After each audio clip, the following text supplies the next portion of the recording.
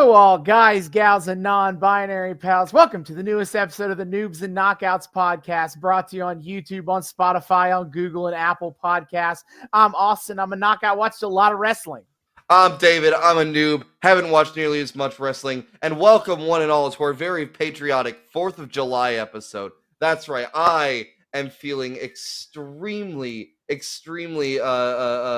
love with my country right now. Because we are here to celebrate, of course, the one and only American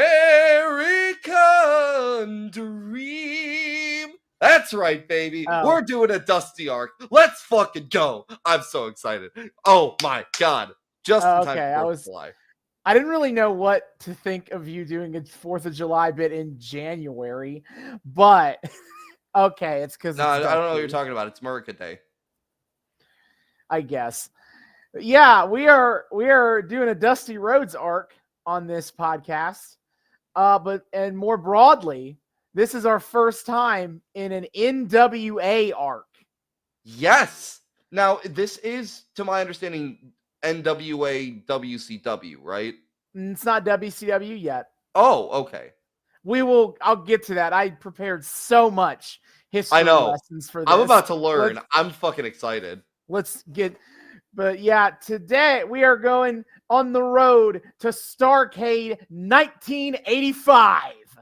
Yes, which I didn't realize they were doing Starrcades in 1985. Right. Which I guess it makes sense because like arcades definitely existed in 1985, but it just NWA feels so not arcade. It feels not with the time.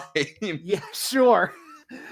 So I guess, we do try to cater to the noobs of this podcast. And if you've watched and you don't know what the NWA is, then let's go ahead and start with that. And then I'll get into, this is a monumental period of time in wrestling. 1984 to 1985 was genuinely a history-changing time in the industry. And I will kind of explain why. But first, the NWA. So in the 1950s, all of the major wrestling promoters around the country all kind of got together and they said, what if we came together and we agreed to stay out of each other's ways on a competitive level. Boopity bop. True. Again, wonderful 4th of July theming. What greater American practice than the 1950s cartels? Yeah, so they basically agreed to the idea. They basically presented themselves as the kind of governing body of professional wrestling. Is all of the major wrestling companies around the country. And because you got to remember, at this point in time, wrestling was very regionalized. It's not anything like it is today, where pretty much any company, all the top companies are global, if not at least national. And like the idea of a regional wrestling company is at least like 3rd or 4th tier level wrestling company. Like even the major indie promotions like GCW have a national reach. Yes. So, but at this point in time, it was very regionalized. You wherever you were from, you had like the local wrestling company, and that's about it. And the NWA kind of helped codify that by agreeing to stay out of each other's ways. But they're willing to share talent across the promotions and especially share champions. They had the committee of the biggest bookers of the biggest members of the organization voted on a world champion, a tag champion. There's a junior heavyweight champion. There's a women's champion for a while there, even though Fabulous Moolah usually just kind of owned the belt. And so she was the champion for 50 years or whatever. Right. And the champion and those champions were passed around. The idea was if you paid your dues with the NWA, no matter how big or small you were, you would get a certain number of dates with the NWA champions because they were a truly traveling national champions, the best of the best among the world. And then as a point of curiosity, real quick, was like talent sharing a thing outside of the NWA as far as you know? Like, was that a common practice? Or did you otherwise kind of like stick to your territories? I mean, Journeyman still existed, but I don't think it was as explicit of an idea of like we're trading talent. It was more so that like the concept that like a wrestler would be under contract, that a wrestler couldn't just kind of take whatever bookings they could get and could afford to get to. Like the idea of exclusivity, what wasn't like such a big deal that like it wasn't talent sharing. Yeah, I mean, it was just kind of like whatever book, like nobody talent shared, but like the idea that, you know, there is that the regions had that kind of control over talent wasn't really there either. Okay. So that I guess that's kind of what I meant. Not talent sharing in that like someone belongs specifically to a company, but like more that guys could travel around. Yeah. Okay. Yeah. Okay. Cool. People usually had a home promotion for the most part. It's usually where regionally they of course. But like it's not trading in the way that, like, as an example, in NFL teams trade with each other. Yeah. Yeah, or it's not like it wasn't back in the day. Fighter McGee is hashtag all WCCW. Like, it didn't work like that. But I guess when I say talent sharing with the NWA, I mean it was kind of like this understanding of like, if you work in the NWA, you could go to any other NWA territory, and bookers could kind of like push you to go to different territories if they felt that would be better for you. Or if you needed some bit more like road experience or whatever. The NWA took the standard practice of the day and kind of formalized it within their own bounds. Yeah. Okay, cool. Mm-hmm. But it was like, and again, the idea is the promoters were cooperating with each other. To use the WCCW example, is Fritz Von Erich or Jack Atkinson, if I'm feeling like using his real name, shoot. Could call up Sam Muchnick in St. Louis or the Grahams in Florida and be like, "Hey, I got a guy. I got some guys who I think, you know, could do well in your territory. You want them? You want to book them? Like, I need these guys season up or something like you could do stuff like that." Okay. And then so it exists. It was founded in 1948. And it kind of stayed as strong as it could be for about 30 to 40 years there, nearly 40. You did have disagreements within the org, obviously. Again, they booked the champions by committee. By committee, and all the bookers have their own personal interest in who they want to be the champion. Usually reach their own regional guys.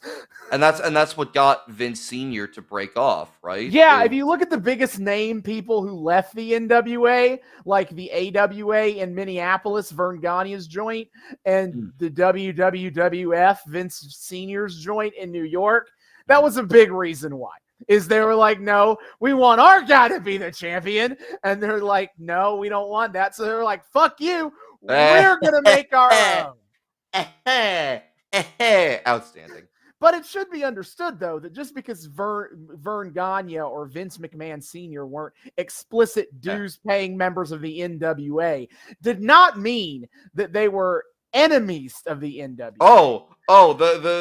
You can take the man out of the cartel, but you can't take the cartel out of the man. They still believed in the, I guess, mission of the NWA. the American dream, if you will. And this is important. This is important is they were united with the NWA when conflicts arose. For example, when they were investigated by the federal government for potential antitrust laws. the WWF was and other outside organizations were happy to help make sure that wrestlers didn't say anything to the feds that might harm the org. Fair enough. And in addition, you also had smaller independent promotions that tried to get in on NWA territory. They were known as outlaw mud shows. How the NWA called them. And well, that adds a whole lot of baggage to that term that I didn't know existed. Yes. Jim Cornette still uses that today as a derogatory and that as a pejorative, and that's where that comes from. Of course, Cornette is such a fucking dweeb that he unironically uses that term as a pejorative. But the outlaw shows, the NWA always sought to stamp out smaller wrestling promotions that muscled in on their territory, and people like the AW and companies like the AWA and the WWF were willing to play along with that. Were willing to assist them in those efforts. Okay, that's fun. That's great. Thank you, Vince. Thank you, Vern. I'm using the wrong fingers. There we go. Yeah. But then came 1984. I think Vincent K bought it in 83. Then came 1983. When Vincent Kennedy McMahon, Vince Jr., bought the WWF out from under his father. And he said, "Cartel, that's old school. Upgrades, people. It's Monopoly time." Basically, Vince presented a unique challenge to the NWA in that before, the NWA had two kinds of competition. There was internal conflict, which was usually settled. They settled that business in-house. Sam Muchnick, the president of the company of the NWA from 1953 and 1972, was kind of considered a god at mediation and was able to help keep everything in line. But he retired in the early 80s from wrestling entirely. And and it's broad. I'm not going to go that deep into NWA history at this part of time, but it was kind of considered that when Sam Muchnick retired, the NWA did not quite have the caliber of leadership that they had before, and internal conflicts were getting much worse than they used to be. I recall reading that in Ringmaster, kind of how the internal strife of the NWA kind of exposed those weaknesses that Vince was able to pick at a little bit. Yes. Yep. Before I go any further, I want to say is that I actually did a decent amount of research for this episode, more than I usually do. Usually, I'm just watching episodes and making my own observations or going off of what I kind of already know and have picked up over the years as a wrestling fan. But I did consult the books to make sure I had all the stuff right this time. Yes. So I am going to cite my source. Please. The majority of the information that I'm saying here today will be from Death of the Territories by Tim Hornbaker. Yes. It is a fantastic book. It is a bit of a dry read at points because Tim Hornbaker has the attendance numbers of every major show that has ever happened in wrestling, I guess. And the wrestling Bible book of numbers, as you do. Yeah, and so there are sections of the book, and it's just reading off attendance figures, which helps contextually understand the business of where things are moving, but it's not the most interesting way to talk about it. I do find that fascinating and also really funny that there have always been those motherfuckers who will just have that information. Fucking step aside, Meltzer. This is a whole new goddamn level. Holy shit. Yeah, but I think Tim Hornbaker does in my opinion, does a fantastic, very thorough job of covering how the territories fell apart in the mid-'80s. Yeah. And I also do want to shout out to the book that you and I have both read, Ringmaster, Vince McMahon, The Unmaking of America, Abraham Reisman. another great book, widely cited already, and despite being a relatively new publish. In when talking about this early era of wrestling, highly recommend checking that out. It's a really compelling read, and doesn't quite have the dryness of the Hornabaker book. If you're looking for something that's got a bit more of a narrative to it. But as I was saying, the NWA normally kept itself in-house, or they were dealing with small independent joints that the collective power of the NWA could handle. Because I can't emphasize this enough. Pre-1983, every major wrestling company in America was either in the NWA or allied to the NWA. You had no prospects in wrestling if you were not on good terms with the NWA. That sounds about right. So Vince has a shitload of money. The WWF was a huge promotion at the time. Yes. So it's not like the NWA could just bully him out of business. But he also had no care for the NWA he didn't give a shit about any of this, like, let's all just stay in our own lane stuff. Yeah, he did not have that loyalty that his father did. He saw the potential for a national wrestling product, especially in the wake of national cable television becoming more and more normal across America, and decided, I'm just going to go for it. And so the NWA didn't really have a good answer for that. Yeah. They were flailing at trying to stop Vince's conquest. They were like, they seemed to just they knew what to do if someone was an easy bug to squash, but if that bug got the slightest bit bigger, they go, now wait a second here. This is not what I'm used to. Like, they tried. So 1984 is mainly categorized by Vince goes on an all-out blitz to absolutely get his company into as many markets and as front of many cities as possible. And every major wrestling company trying and mostly failing to actually fight back on this. Yeah. And I assume this is not only NWA people, but like the other baby promotions that were like the book, the Hornabaker's book talks about the struggles of the AWA and of WCCW in Dallas. And wait, WCCW wasn't NWA? Well, they were NWA. They were one of the bigger members of the NWA. Yeah. But talks about that, like, them struggling, and they talk about Jim Crockett. Who else? Those are the big ones that were completely decimated by 1984, especially the AWA, where Vince just bought up all of their stars. Fuck, I forgot about that. Didn't he? He didn't get Andre from Hogan, did he?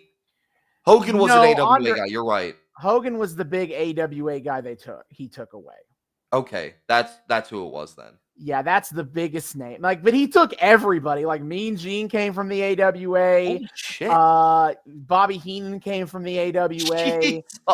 I believe, where did Piper and Slaughter came from the AWA? Whoa. The Iron Sheik came from the AWA. Like, it was everybody that he could pull out of there. H. Christ. Perfect came from the, but Perfect was a little bit later.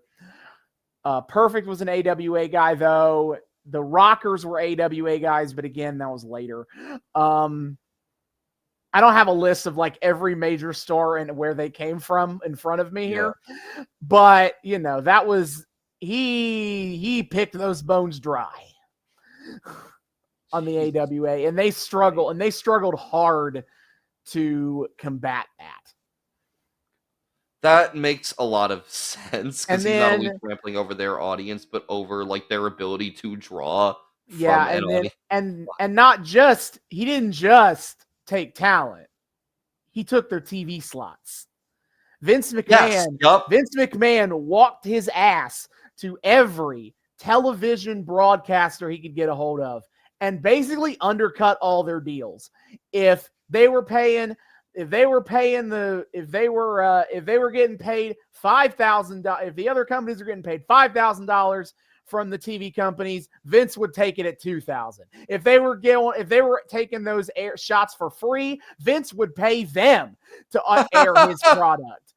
He did not give a shit how favorable he didn't care how unfavorable these offers were to his own company. He wanted those TV slots. He would eat any cost to aggressively undercut their entire local business models of all of these territories. And that's the genius of Vince McMahon. He played the long game in like an insane, radical way that nobody else in the industry was fucking doing. Yeah. Partially because I assume like the cartel system just put a fucking like an inhibitor in everybody's head for a certain level of like strategic thinking when it came to shit like this. Because a little bit like they don't have to deal with. They've never had to deal with this kind of shit before. Yeah, it was a shock to the system. And in addition, Vince was much bigger into TV than everyone else was, which is Vince would tell you that was his own brilliant forward thinking. But part of it, admittedly, was history, where in the 1970s, the NWA tried to aggressively add into television. And what they found was it nearly killed their live gates. They ran into this problem of like, if we put all the wrestling on TV, then the fans are like, well, I guess I've seen that. Don't need to go to the live shows. And that's still where the money is coming from. So they were like, so the answer they took from this is be careful with television or you'll oversaturate and overexpose and kill the business.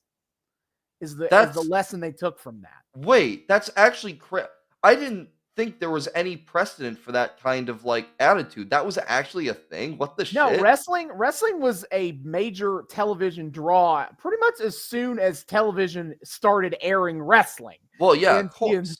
Right, as in like even into the 50s and 60s. And so the NWA tried to play off of that idea, and I don't know where they went wrong necessarily. But because obviously that's not like the idea that television would kill live gates today is absurd. That's an insane idea.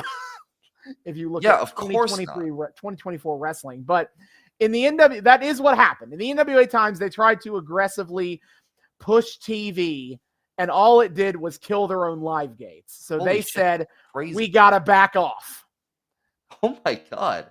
And that's the thing is they thought Vince they were scared of they thought Vince was going to kill the business, not just their business, the business.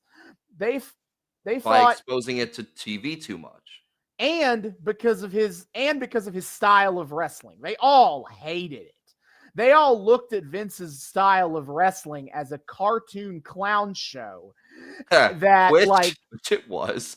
And even if they acknowledged that he was making a ton of money doing this, because he did, they also thought you're going to burn it all away. Like they thought this is like, he'll get rich quick now. And then what's going to be left in 5 years? Yeah. And Vince didn't share these concerns or give a shit. Money. I mean, to be fair, if Vince collected for 5 years and then had to get the fuck out of Dodge, I have no doubt that he would have done so laughing maniacally all the way. Sure. But basically the NWA was like scared about what the future of the NWA and wrestling was like under Vince. And so they decided they got to figure out a way to stop him. They got to do what they figure out a way to stop him. And the biggest way, and they hitched their wagon to Jim Crockett Promotions. So to kind of tie into one specific little regional here, is Jim Crockett Promotions is settled in North Carolina, run by Jim, you guessed it, Jim Crockett. They had a regional TV show, Mid-Atlantic Championship Wrestling, and their big hometown boy, maybe you've heard of him, was Ric Flair. Nah, don't know who the fuck that guy is. So this was his home base, and he was obviously NWA champion. He was the goated NWA champion as a draw. And so Jim Crockett Promotions had a significant power balance in the NWA because the champion was his guy. Yeah.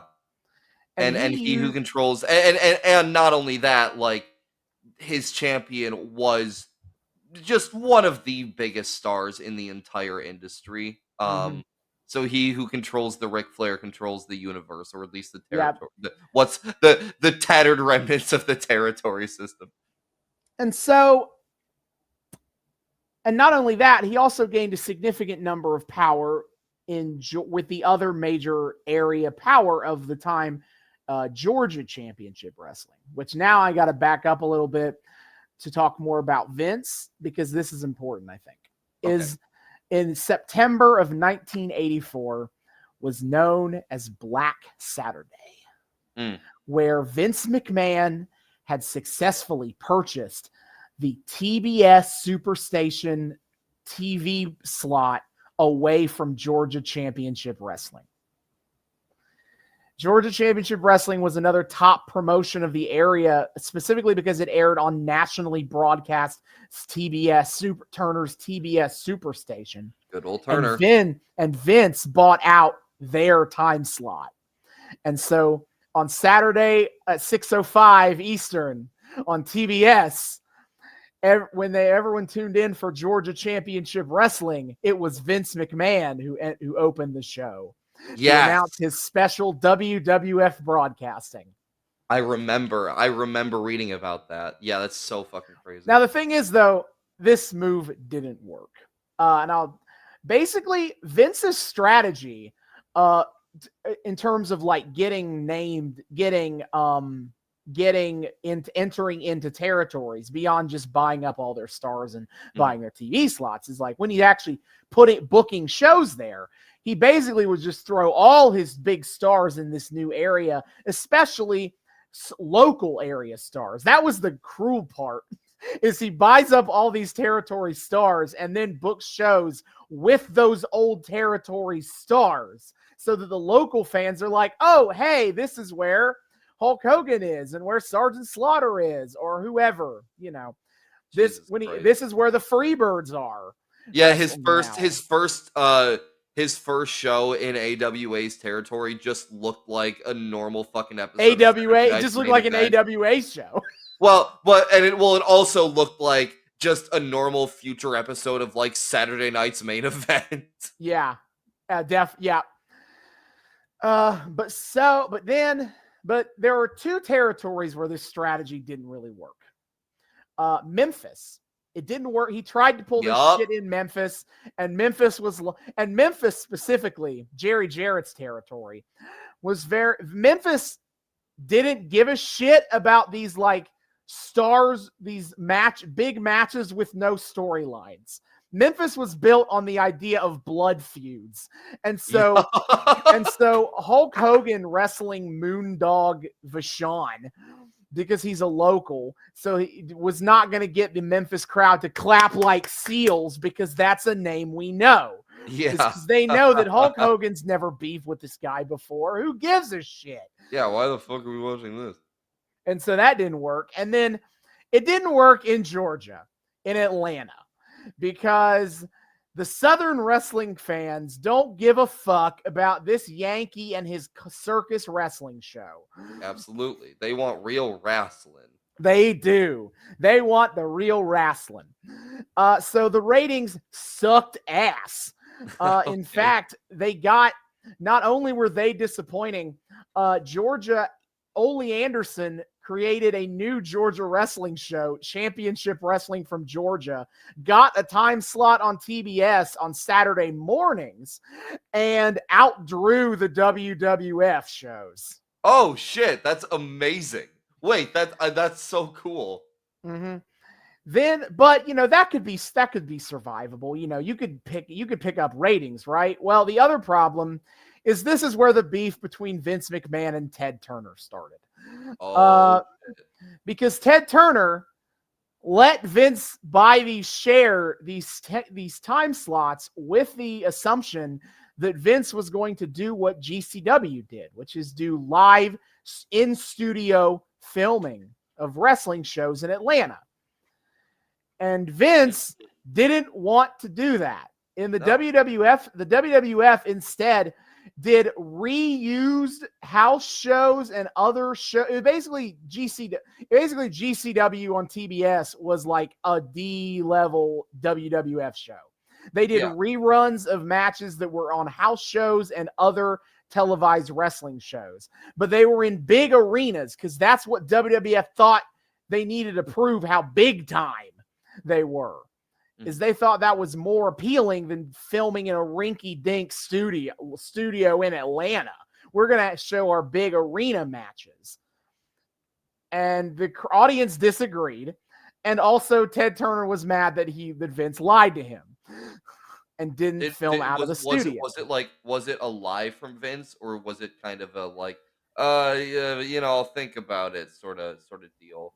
My understanding is that he told Turner he would do it. Like he nominally agreed to Turner what Turner's demands were, and then just didn't.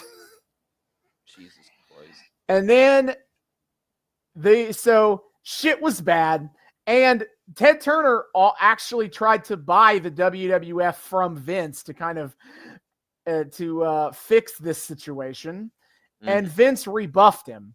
And this pissed off Ted Turner and is alleged to have been a motivating factor in him buying WCW in about 3 years. So speaking of that, I remember, early on you told me about the infamous Ted Turner quote of Vince, guess what? I'm in the wrestling business. But he was always in the wrestling business. He was. He didn't own a company, but he. Okay. And he oversaw the distribution of the shows. Yeah, because it's his super station, it's his channel. Okay. All right. He wanted wrestling on the TBS Superstation. It's all coming together. Yeah. It's all so the Vince and Turner don't get along. The show is losing money. And so Vince sells the TV shares back to Jim Crockett. Yes. In May of 1985. The show, I've heard it said on documentaries before, they treat it as if like this money is that when Ted Turner bought those shares for $1 million, that time slot for $1 million, he funded WrestleMania, which is on a literal level, that's anachronistic. WrestleMania 1 was March 1985. The sale of this time slot was May 1985. But I guess you could argue it was like a good nest egg for Vince because obviously Vince's extremely aggressive tactics were putting him in a lot of debt. And yeah, of course. It's been said by pretty much everybody that if WrestleMania 1 flopped, Vince would have had to have filed bankruptcy. That was like the lynch. So that really was like the linchpin. Yeah. Like him. he was so low on money by 1985 that like this needed to work. Or that it was would have his been like over. that was basically him like he had built up all this shit and like this was his chance to culminate, and it needed to culminate in WrestleMania 1 being an amazing success. That's so fucking nuts that it really did all like build to that of like it's the end but the moment has been prepared for sort of shit. Oh my yeah, and it obviously worked. So Vince just kept the machine going, which only made it worse for the NWA. Of course, naturally. Now, I don't want to give the impression that Vince McMahon was the only wrestling promoter in the entire world that thought maybe we should nationally expand. A lot of the NWA members thought about it. Of course. They saw the money that was there and they saw the way the tides were turning and thought maybe it's time to do some national expansion. Like Bill Watts in the UWF gave it a shot. Joe Blanchard's wrestling promotion in San Antonio gave it a shot, gave it a go. Jim Crockett Promotions gave it a go here. I will also briefly mention this was to kind of bring in another point, is a way that these wrestling companies thought maybe how are we going to fight the WWF? Maybe we got to team up. And so they started kind of pitching the idea of creating joint promotions and an early example of this was Pro Wrestling USA, founded in 1984. And it was an attempt to unify like the AWA, Jim Crockett Promotions, and some of the other bigger, Memphis. It was Continental Wrestling Association, which is Memphis, the AWA, Georgia Championship Wrestling, Jim Crockett Promotions, kind of bring them all together under one roof to try to stop Vince. And it didn't work because the promoters backed out, specifically Crockett. Because Crockett wanted to do its own kind of national expansion. It didn't want to hitch its wagon to this crap. Sure. And that's all to say, and that's kind of lead into my point of where the NWA is in summer 1985. Because Vince has won. Like, their hopes that maybe Vince will just burn himself out aren't going to happen because WrestleMania 1 was an amazing success.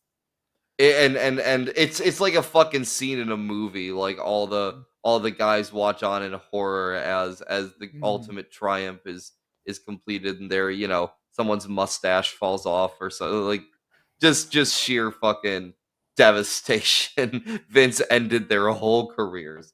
So now they're regrouping, and their newest regrouping idea: throw all of our weight into Jim Crockett.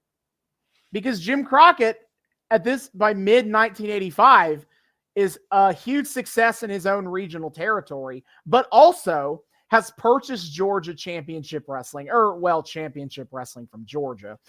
He's purchased that away from Ole Anderson, so he's got Atlanta. And he made the move to purchase the St. Louis Wrestling Club, which is the main wrestling promotion of St. Louis, which is significant because that is the heartland of the NWA.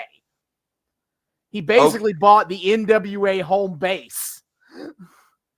But Crockett was an NWA member, right? Yeah, okay. He's still a member of the NWA. He's just starting to pick up. Wait, he's still actively so were these guys pursuing nationalization while still being NWA members? They were. How does that work? Well, I'm about to talk about that. Okay, cool. Is basically Crockett was by far the most. I don't remember if the UWF and Joe Blanchard broke away from the NWA when they tried this. I don't remember if they did or not. But I know that Crockett was expanding from within the NWA. And I am only half jokingly going to say that the NWA died in 1985. Like, regardless of however it any meaningful connection to how it existed when it was founded died in 1985. And here's why. Because Jim Crockett went to the annual board meeting for the NWA and proposed a few new ideas. The first new idea is that, that agreement where every dues-paying member of the company got a certain amount of dates with the NWA World Champions. Yeah, we're nixing that. Because I need Ric Flair for Jim Crockett. So we are not going to do this equal sharing anymore. But what we'll do is 2 days a week, Ric Flair will be free to work for all of your promotions. You can work that out. But I need him the other 5 days. Okay. And rent a Flair, my favorite service in the wrestling industry. And then it was also, but he's like, if you need Flair more than that, we can have an agreement. I will send to you, if we can run joint shows whenever you need, and I'll send a bunch of my guys. I'll bring all the champs, a bunch of my stars, and we'll split the gate 50-50. And the wrestling promoter said, great. Makes sense. We'll go for that. Here's the problem, as presented when Tim Hornbaker explained the problem. So Jim Crockett sends all of his big stars to these regional shows. Does great numbers, as you'd expect. He's bringing Ric Flair and Dusty and the Rock and Roll Express and Magnum TA and the Russians. He's bringing the whole gang. Everybody's here. What are they gonna do? What are those local shows gonna do next time when none of the big guys are there anymore?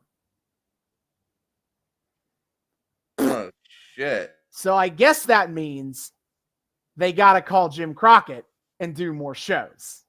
Oh. And suddenly Jim Crockett is driving the bus.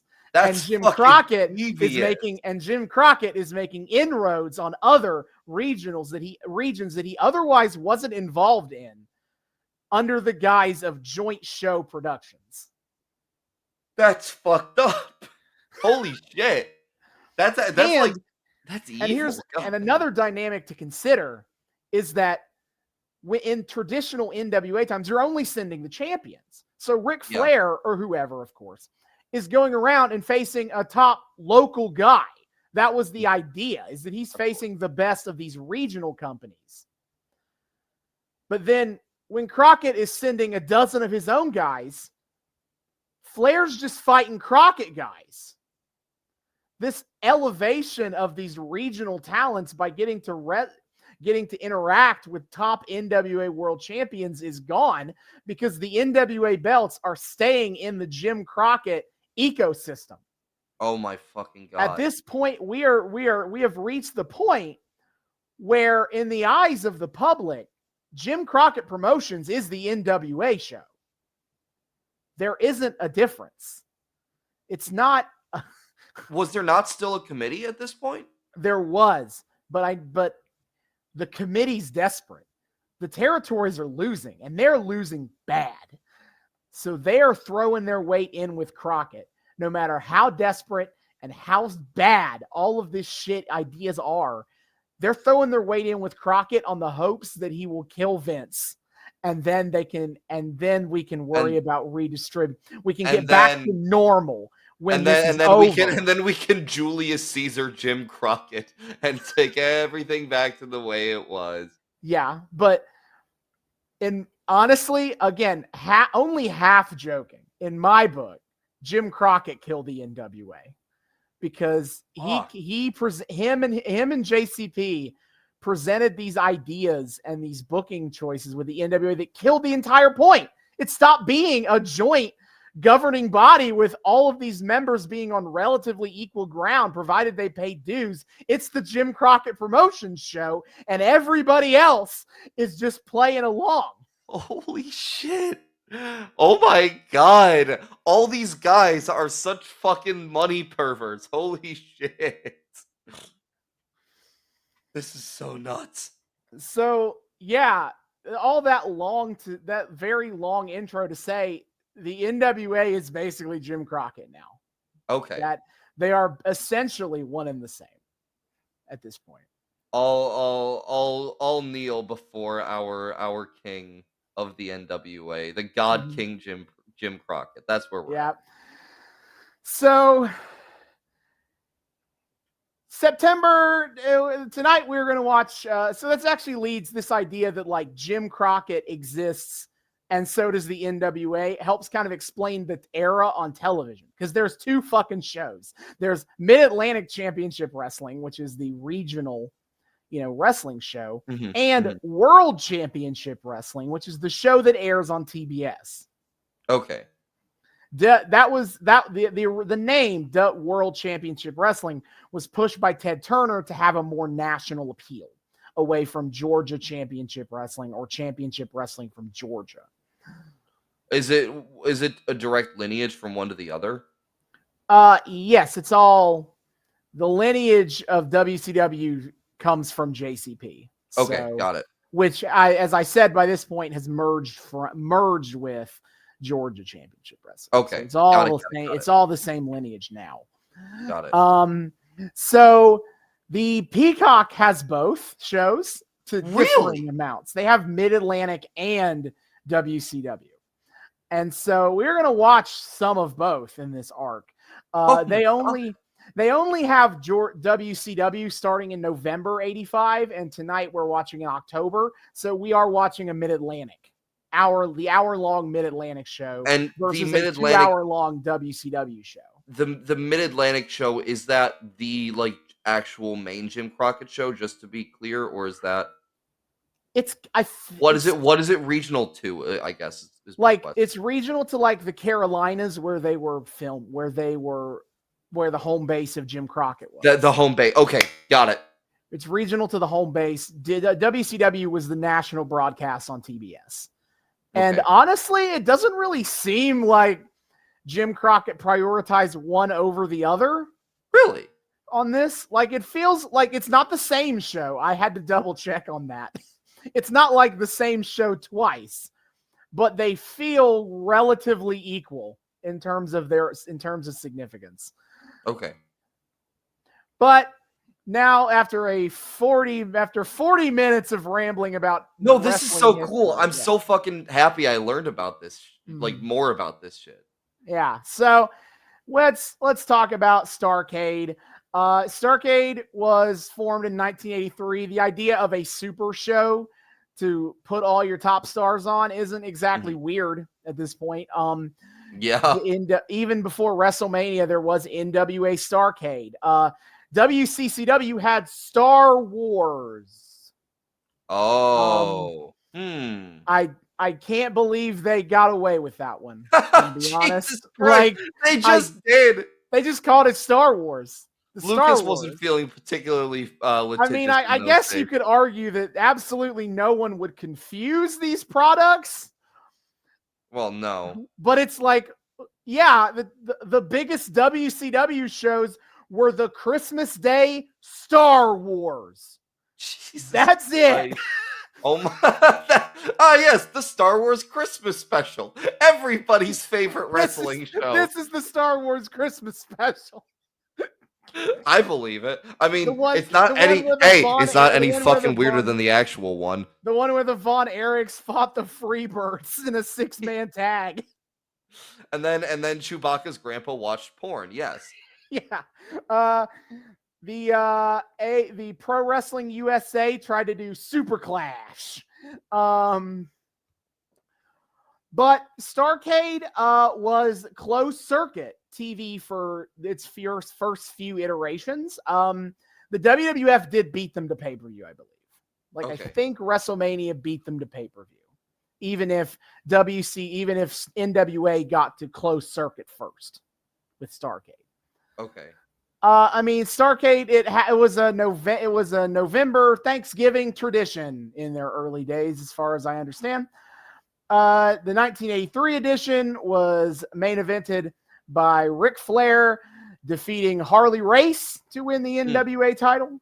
1984 was main evented by Ric Flair successfully defending the NWA title against Dusty Rhodes.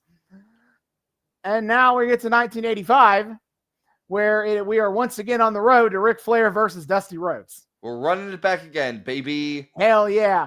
And so the real this is tough because it's like, it's studio TV wrestling is in the 80s, whether it's the WWF or the NWA, is the same. Like, the matches are give or whatever, and storyline progression is minimal on a week-to-week basis. Yeah. It's hard to, to give a lot of info here. That's why I spent 40 minutes talking about the history of the NWA, because that's more interesting to talk about than what's happened. I've watched 2 weeks of Mid-Atlantic shows. They weren't bad, but there's just not a lot of plot to recap for us all. We just got dudes wrestling. Now, the biggest thing is, because again, they're in the NWA eyes, you need to get people to live shows. So the important shit happens on the live events, not on the TV shows. The good old days where house shows reigned. Yeah, anyway, and that's important because the big event they're talking up, and I'm not going to talk too much about it because they've talked about it on the show, but we're watching the episode where they've released the footage. Basically, on September 29th, they did a show at the Omni in Atlanta, one of the big wrestling indoor venues of the NWA heyday. Mm-hmm. It was the go-to place in Atlanta. Like, that's where the big Atlanta shows were. It was in the Omni. Ric Flair defended his NWA championship against Nikita Koloff in a steel cage match. And after the match, Nikita Koloff, along with his cousin, Ivan Koloff, attacked Ric Flair, and Dusty Rhodes came down to for the rescue. But then Ole and Arn Anderson attacked and injured Dusty Rhodes' ankle. Like, they had on the October 12th episode of Mid-Atlantic, they showed the footage of Dusty Rhodes having to be carried out of the ring because of his broken ankle. Okay. And this is all in a house show. Yeah, this was like an untelevised big event. But the October 19th episode that we're watching tonight is going to have all the footage of what happened at the Omni. So, if you were reading the wrestling magazines, you probably know what happened here. But tonight we're going to get to see the footage. Damn. It's being unleashed from the vault just for our viewing pleasure. How generous of them. According to Storyline, the NWA has reviewed the footage and is now willing to release it to the public. What have they reviewed it for? I don't know. I'm just all Tony Schiavone told me is that they have reviewed the footage. He did not explain why. Tony, are we setting it to the cops, or are we what's the deal, Tony? Nope, he just said they've reviewed the footage and said Tony! It's okay to put on TV broadcast. Oh, well, they reviewed it for whether or not it was okay to get past the censors. Honestly, and it took them 3 weeks to get that far. Look, man, those censors they're real rigorous. Anyway, so that is the big, I guess the best way to kind of frame what's going on in the NWA right now is who are the champions, because this is old school wrestling. Pretty much everything is, centered around belts. So it's easy to kind of frame the discussion that way. And boy, do they got a lot of fucking belts, because Mid-Atlantic is, as I've said, the Mid-Atlantic now has a stranglehold on the NWA World Championships, but they also have their own regional championships that they have had for a while. So now it's just like the NWA is the tier 1 belts, and then you have the national titles that are at the tier 2 belts that are regional to Mid-Atlantic. Okay, got it. So the NWA World Heavyweight Champion is Ric Flair. I've kind of already talked about what's going on with him by virtue of talking about, what we're going to watch tonight with this Dusty Rhodes drama. Then the NWA World Junior Heavyweight Champion is Denny Brown. I have not seen him on TV at all, and therefore I can't tell you anything about him. They, in theory, have a junior heavyweight champion, but he's not been on Mid-Atlantic TV at all. Why is he junior heavyweight? Because he's a small. It's a cruiserweight belt. So. Oh, okay. It's the cruiser belt. Got it. Yeah. The NWA That's such World, a funny way of doing a cruiser belt. Oh, you cute little guy. They call it the junior heavyweight. That's the norm. That's the norm in Japan. It comes with a McDonald's Happy Meal. That's the norm in Japan. The NWA the IWGP Junior Heavyweight Championship. There we go. Okay, that makes sense then. Yeah. So then the NWA World Television Champion is Dusty Rhodes. Dusty Rhodes is already kind of the number 2 champion in the company. Champ versus champ. Yeah, how he has been the TV champion and then now he's injured though, so we'll see if that's a bit up in the air or not. Wait, is that shoot injured? Or are they playing up a shoot injury here? No, I don't think it's a real injury. They're just playing it for story. But he has been chased by Arn Anderson. Basically, Arn Anderson is like, I want a shot at the belt. And it could And be argued Arn that this is a motivating factor in Arn attacking Dusty. And Arn is Ole's brother? Kayfabe. That's all kayfabe, Kayfabe. but yes. Oh, They shit. are kayfabe brothers. Arn and Ole Anderson. Okay. But Arn wants a shot at Dusty's title. Dusty has, for reasons I don't know, because I've only watched 2 weeks of Mid-Atlantic. Fair. Has not given him a title shot. And as I mentioned, I am going to extrapolate that is one of the reasons that Arn attacked Dusty in the cage. That makes sense. Is he wants his title shot and feels that Dusty is disrespecting him by not giving him that opportunity. Yes, and this will definitely increase Dusty's respect of him. True. Yeah. Then the NWA World Tag Team Champions are the Rock and Roll Express. Oh. Ricky Morton and the legendary tag team for sure. Clearly. Listen, Robert Gibson and Ricky Morton. There we go. Okay. I'm not familiar. I'm not great with this era of time, but Fair enough. These guys were the top stars in tag team wrestling in 1985. These guys, they basically were just cool rocking dudes. They were just kind of cool dudes of the era, but they mastered basically the conception of how modern day tag team match structure goes. The beating down of one tag team member to build to a hot tag to another tag team member was kind of popularized first by the Rock and Roll Express. Jesus. Like, they were a big reason how that worked, how that got so popular. They were big draws in Memphis, in Mid-South, in Jim Crockett. Top star dudes. The Russians are who is trying to compete with. That's right. The Russians, that is Nikita Koloff and Ivan Koloff, their gimmick is they're Russian and they're communists. Really? They're chasing the Rock and Roll Express right now. They're rushing toward those tag belts. Yay! But guess what? They are also the 6-man tag champs.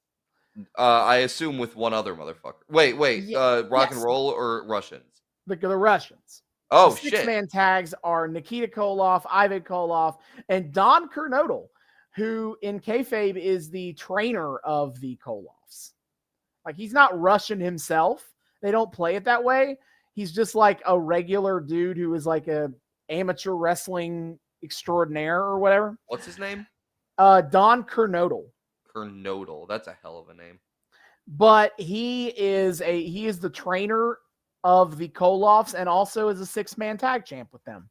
Oh shit. That's kind of neat that he actually is also an active wrestler. Yes. The 6-man belts have kind of been sidelined for the moment because, again, the Koloffs are chasing the Rock and Roll Express. But it has been acknowledged that they are the 6-man champs on television.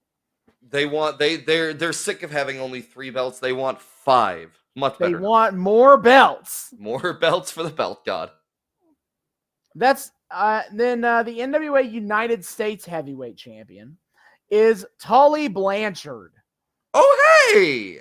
Yes, the son of Joe Blanchard and legendary member of the Four Horsemen. We'll get there. And future manager of FTR. And then future fucker offer from AEW. Randomly. Yeah, it's true. And future father of Tessa Blanchard, who would have a very successful time in professional wrestling. That sounds familiar, and that sounds sarcastic. But Tessa Blanchard was Impact's first female world champion, but then also she went on a Twitter tirade about how women need to support other women, and the entire women's locker room was like, that's interesting. Were you supporting women when you were a racist bully to us all? Oh, shit, that thing. Okay, fuck. And we don't need to get into Tessa's shit right now. But Tully is here. And his gimmick is kind of just a cocky, well-mannered asshole. listen, I'm not going to pretend that I'm not going to say there is no nuance to any of these characters. Mhm. I've only watched 2 weeks. I can't speak to that.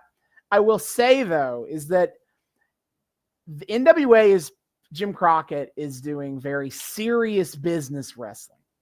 Yes. They are trying to maintain the facade of the idea of wrestling as a sport, unlike the WWF that kind of went whole hog into doing like characters and gimmicks and all that stuff, right? Yeah, the clown shit. Basically, what that means then is that everybody is kind of a serious competitor who takes wrestling seriously. The difference is that the heels do cheating shit.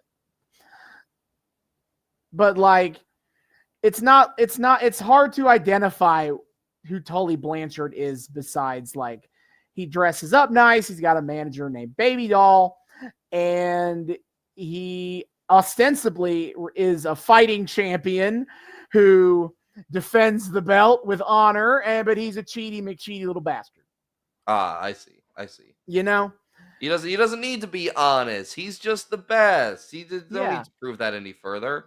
Yeah, so anyway, That's Tully. why he has the fucking tertiary singles belt. Okay. Yeah, he's the number 3 singles champion. How At exciting. this point.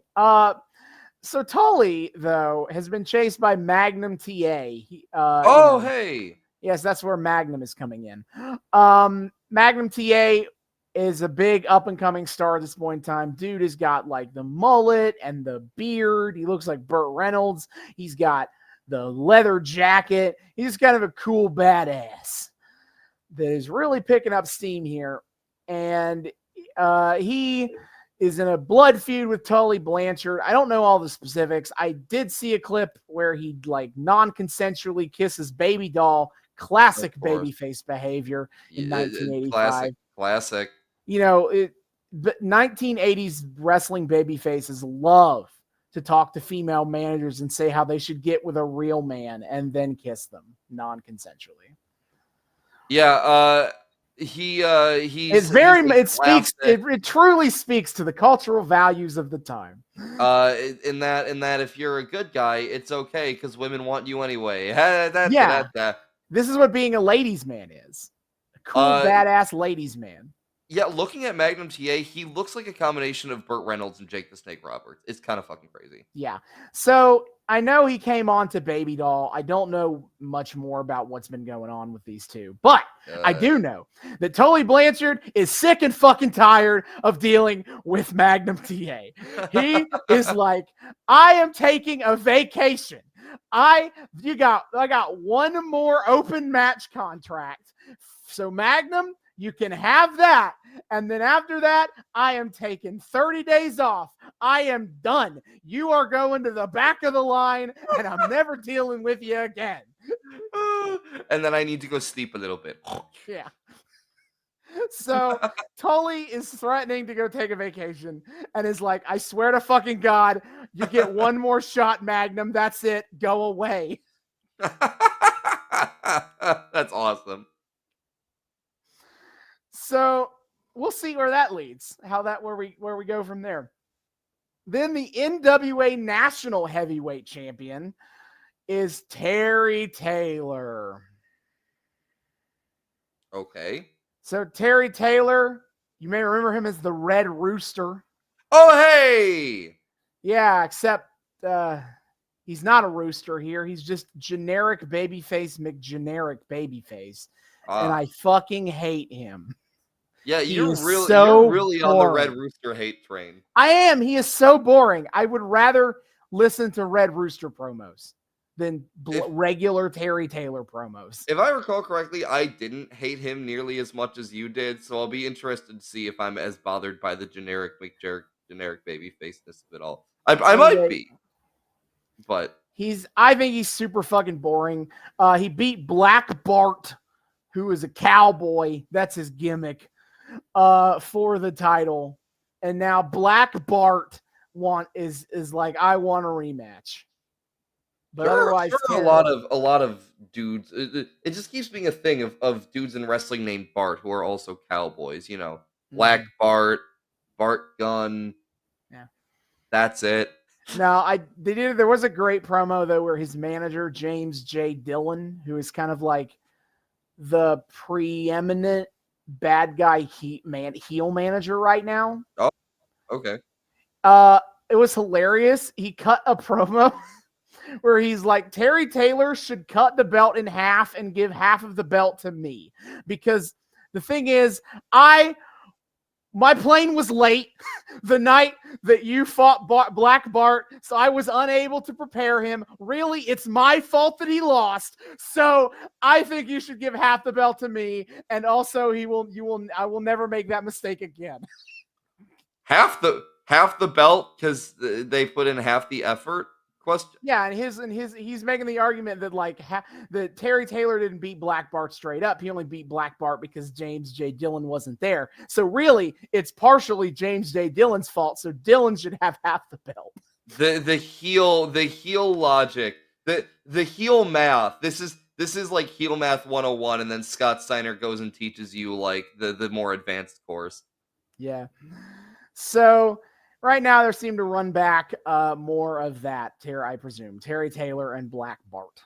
The NWA National Tag Team Champions, the secondary tag team champions of the company, and the last belt I'm going to have to fucking talk about. The Minnesota Wrecking Crew. That's Arn and Ole. Okay. Right now, they're not really doing anything with their belts because Arn is chasing Dusty. Okay. For the world tag title, for the world television title. So they're not really doing anything with that, but they are the national tag champs. You said they're called the Wrecking Crew? The Minnesota Wrecking Crew. The Minnesota Wrecking Crew, I see. Mm-hmm. Outstanding. Yeah, and then other feuds going on. There's only really one major non-title feud happening right now. That I can remember anyway. Between the Street Men and the Midnight Express. The Street Men are Rocky King and Boogeyman Jimmy Valiant. Now, old Rocky King, I don't know much about his gimmick. He seems like just a cool dude. But Jimmy Valiant, the Boogie Woogie Man, he's got this insane beard and likes to boogie. And he has his manager, Big Mama. And they are regular working class men of the street. That's why they're called that. Okay. And one of them loves to boogie, as regular working class men of the street are wont to do, especially in 1985. Yeah, so Jimmy Valiant. And they're fighting the Midnight Express, the vaunted top tag team of Jim Cornette. Because these days, Jim Cornette might just be an annoying podcaster. But back in the day, he was one of the best managers in the business. His gimmick as a top manager is basically yuppie rich boy that nobody likes. Like, he is basically a rich, spoiled mama's boy. He comes to the ring with a tennis racket to show his privilege. And what the fuck? And he constantly talks about his mother. And like he even calls his tag team my mother's favorite wrestlers. But Boogeyman Jimmy Valiant is managed by a dude named Big Mama. So like pot meat kettle? But that's not his actual mother. That's different. That's fine. I see. Nah, he is a mama's boy and a smug rich prick. Fuck him. That's what they say. Yes. And he and the Midnight Express, I mean, it's hard to get a sense of their characters when they just look like other dudes of the era, but they're managed by Jim Cornette. But I think we can at least assume they are kind of yuppie like Jim. He calls them what? Let me see if it shows what nicknames he gave them. It's Dennis Condrey and it's Beautiful Bobby Eaton and Lover Boy Dennis Condrey. Beautiful Bobby Eaton and Lover Boy Dennis Condrey. Yep. So that's a mouthful.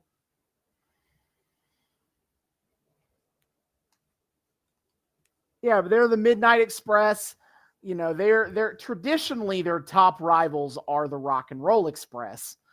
There's only room for one fucking Express in here. NWA.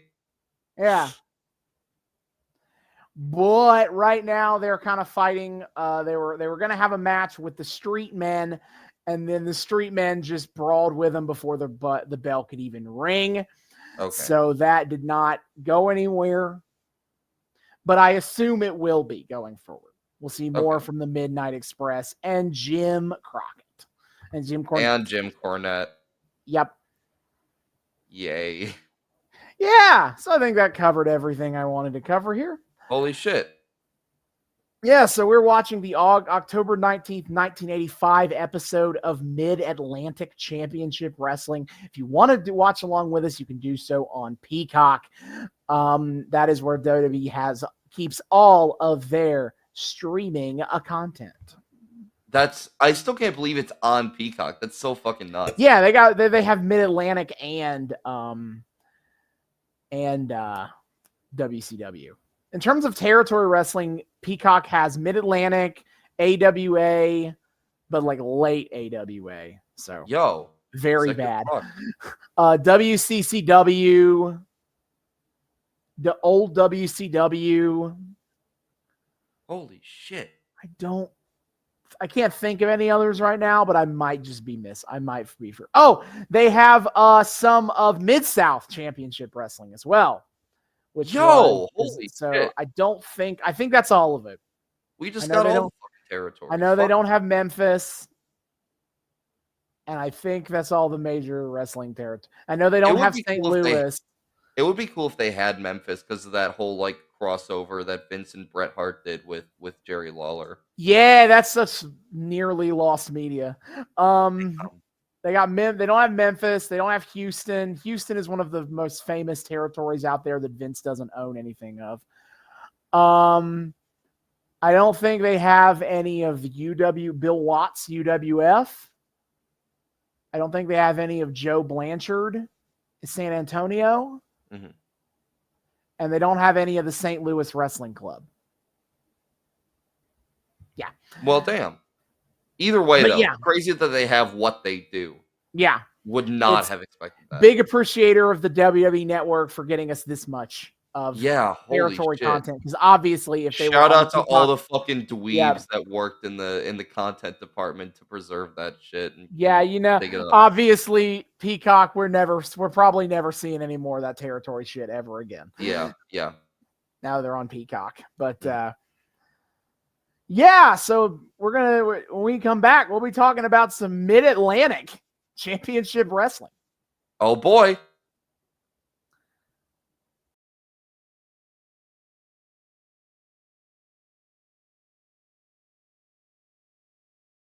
And we are back. We have finished the October 19th, 1985 episode of Mid-Atlantic Championship Wrestling. Oh my God, clocking in at a mere 43 and a half minutes. And it still had 7 matches, which should tell you a lot about how that went. Oh yeah, baby. It's funny because when we were gearing up to do this episode before we recorded the front half, you had mentioned, to me, we know how 80s studio wrestling is, which I remembered the fucking WWF episode we did, and I go, oh fuck. We do know how 1980s studio wrestling is. And this was certainly a much different beast than that for better or worse. I was thinking more of episodes of Superstars than like than like the Superstar Billy Graham episode we did. That's fair. But either way, but it's funny because I remember like when Rampage came out, Jim Ross was like, yeah, I really miss the good old days of the 1 hour the 1 hour episodes of just straight up wrestling. And like I feel like this is what he was talking about, but also this kind of was not my expectation of what he was talking about either. We'll get to it. We'll get to it, but the longest segment on this show was a doctor talking about ankle injuries. Oh my Lord. Yeah, Jim Ross is sitting there in the good old days, fucking riveted by, oh yeah, oh, there's less swelling. We need to get rid of less of it. Oh, that's really interesting. Jerry Lawler is there for some reason. Did you hear that, King? That was really interesting. Yeah. So we open the episode with a cold open. Yeah, pretty normal for Mid-Atlantic. They have 1980s territory wrestling TV has cold opens. I didn't realize they could do that. Yeah, they did. They have a clip of Dusty Rhodes being loaded into the airplane to go to the hospital. Private jet too. Yeah. Well, Jim Crockett can't be said to have been good with money. That's the one thing you can't say about him. Really. Yeah. I'm sensing a running theme around. I don't want to go deep. We're not going deep into how Jim Crockett fell apart, but it fell apart because Jim Crockett was bad at money and spent so much money, and then that he had to sell to Ted Turner. Man, fucking when Paul Heyman got ECW going, he really was like paying tribute to the territories of old. Except it was the opposite problem. Paul Heyman's problem is he didn't pay anybody. Well, I feel like that works with. I still feel like that works with. He's not good with money. I guess, but it's the opposite kind of bad with money. Paul Heyman was bad with money in that he never spent any of it on talent. Jim Crockett was bad with money in that he blew money on everything. Like, I don't know, Dusty Rhodes having a private jet. I know. And I have to say, the fact that, like, we get multiple segments on this show that's, like, a lot of people, like, struggling to fucking, like, transport Dusty's for some reason, completely fucking immobile body, I feel like is not a great thing for, like, putting over your, like, top talent, but we're just showing how tough, how broken his body is, and he has to be carried out. Oh, we'll get there. But yeah, we do our cold open. Dusty's getting private jetted over to some fucking hospital for shoot, I guess, and then we get the title card for Mid-Atlantic Championship Wrestling. A very specific selection of states. That's what I wrote. They have a logo of like all of the states that they are, and it's just such a random fucking. I'm like, well, that sure is Mid-Atlantic. It goes from West Virginia to Florida. I know. It is the weirdest shape you've ever seen. I love how specific they are with it. And then we open on a promo from Magnum TA talking about the beatdown Dusty Rhodes went through last week. Yeah, he's really upset. He's just so emotional. You know, they're seeing Dusty hurt. They're besties. Seeing Dusty hurt has hurt him more than anything than he's ever hurt him more than anything in his career. And he's like, Ric Flair on site. Okay. Is it me or is Magnum TA not the best on mic? To be fair, this is not his normal cadence or attitude as a promo guy, so I don't know if this is the best, you know. Okay, well, fair enough. Because it looked like he was fucking reading off a prompter, and he staggered. His speech was just staggered enough to match that intuition. I mean, you might still be right about that, but like this is also pretty abnormal. Like he's not normally this like quiet. That's fair. He is normally a lot more of a shouty guy, as is the norm in 1985. They asked him to show emotion outside of shouting. This was his attempt at being like serious, subtle, and nuanced. Downtrodden. Oh my god! Yeah, maybe stick to the yelling, Magnum. You know, so at least let's give him another try in a more normal Magnum TA promo than this. All right. I'll hold you to that. I have a note. Oh, holy shit! This really is Golden Age territories. I have no idea what that means. Aside, from, like, oh, wait, I know. Like this is after fucking seeing Iron Claw a few weeks ago. Like I was like, oh shit, this is like we are in our own like little fucking like studio area, and it's got that very specific setup, and like this looks like and like everything just looks a little more low res than we got once the WWF started taking over the world. Yeah. So it's like, oh fuck, this is like ye olden times, the gilded age of which everyone speaks. It's fucking wild to like actually be here. Sure. That while Bob Caudle, who's the interviewer, is still talking about how sad and terrible the Flair and Dusty thing is, the Street People's music starts playing over top of him. Yeah. And I was like, I feel like this was a bad production decision. Well, this is territory days. They're not on that slick shit. They don't have Vince McMahon screaming into their ears to get every single little detail right. But the first match of the episode, we go straight into it. The Street People, Jimmy Valiant and Rocky King versus Mike Davis and Tommy Lane. Yeah, it was really nice, by the way. So King and Boogeyman. The Boogie Woogie Man, Jimmy Valiant. Boogie Man, Jimmy Valiant make their entrance. And then Davis and Lane make their entrance. But it was still the Boogeyman's music. They don't show them coming out on camera at all. But was that Davis and Lane's music or was that Boogeyman? Because Boogeyman was that's still the Boogie Woogie. That's still the Valiant's so music. Boogeyman is Boogie Woogie Man. Valiant is like jamming out in the ring, and Davis and Lane make their entrances, and the Boogeyman goes to the ring ropes, pulls down on them as Davis and Lane get up to the ring apron, and Davis and Lane flip into the ring simultaneously on the beat of the Boogeyman's music. Sure was nice of them to be so coordinated to match with Valiant's music. Yeah, so early on, Jimmy Valiant is whooping some ass, and I'm just going to put this out here now. Is anyone who listens to this podcast knows that I'm very easily won over by, like, charmingly goofy gimmicks. Yes, fair. Which means, of course, I fucking love Jimmy Valiant. Yeah, I'm also kind of in the tank for Jimmy Valiant, I think. He's talented and also kind of fun and goofy. Yeah. And I did write, damn, the NWA doobie work rating, because this match does start off like it feels like I'm watching like fucking like TNA or AEW TV here. It's legit, like these guys are fucking going. For as goofy as Jimmy Valiant is, we're doing some serious wrestling in here. Yeah, he's talented.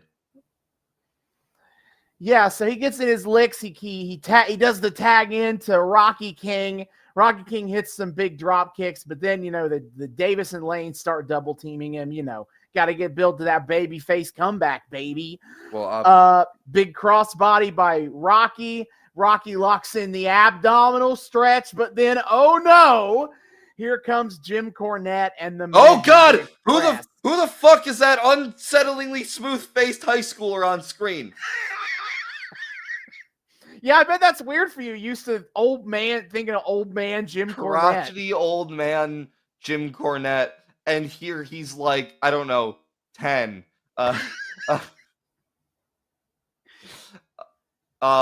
Yeah, he comes in with the Midnight Express. And they just start whooping the ass of the Street People. Getting the mats thrown out.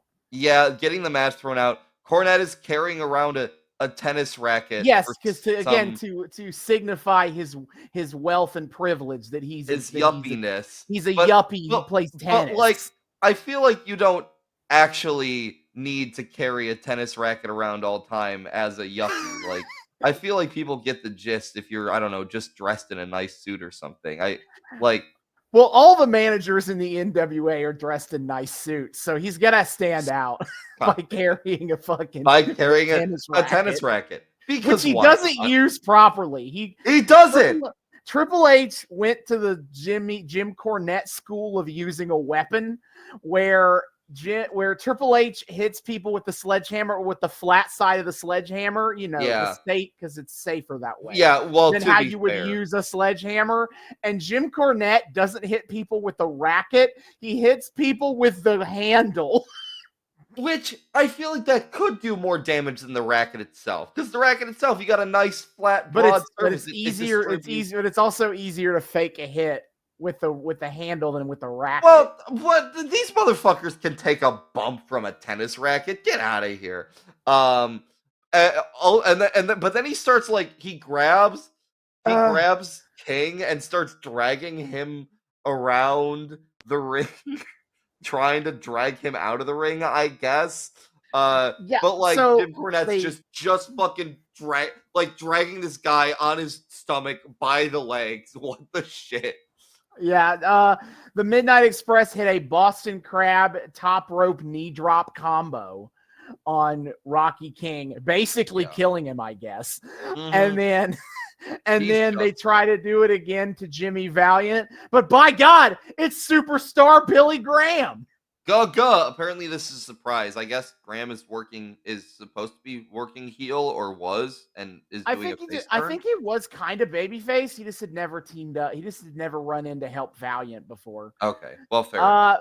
But yeah, I guess I didn't talk about it in the front half, but superstar Billy Graham bounced around a lot between WWF and NWA, usually aligning with they don't want to put the belt on me, so I'm leaving.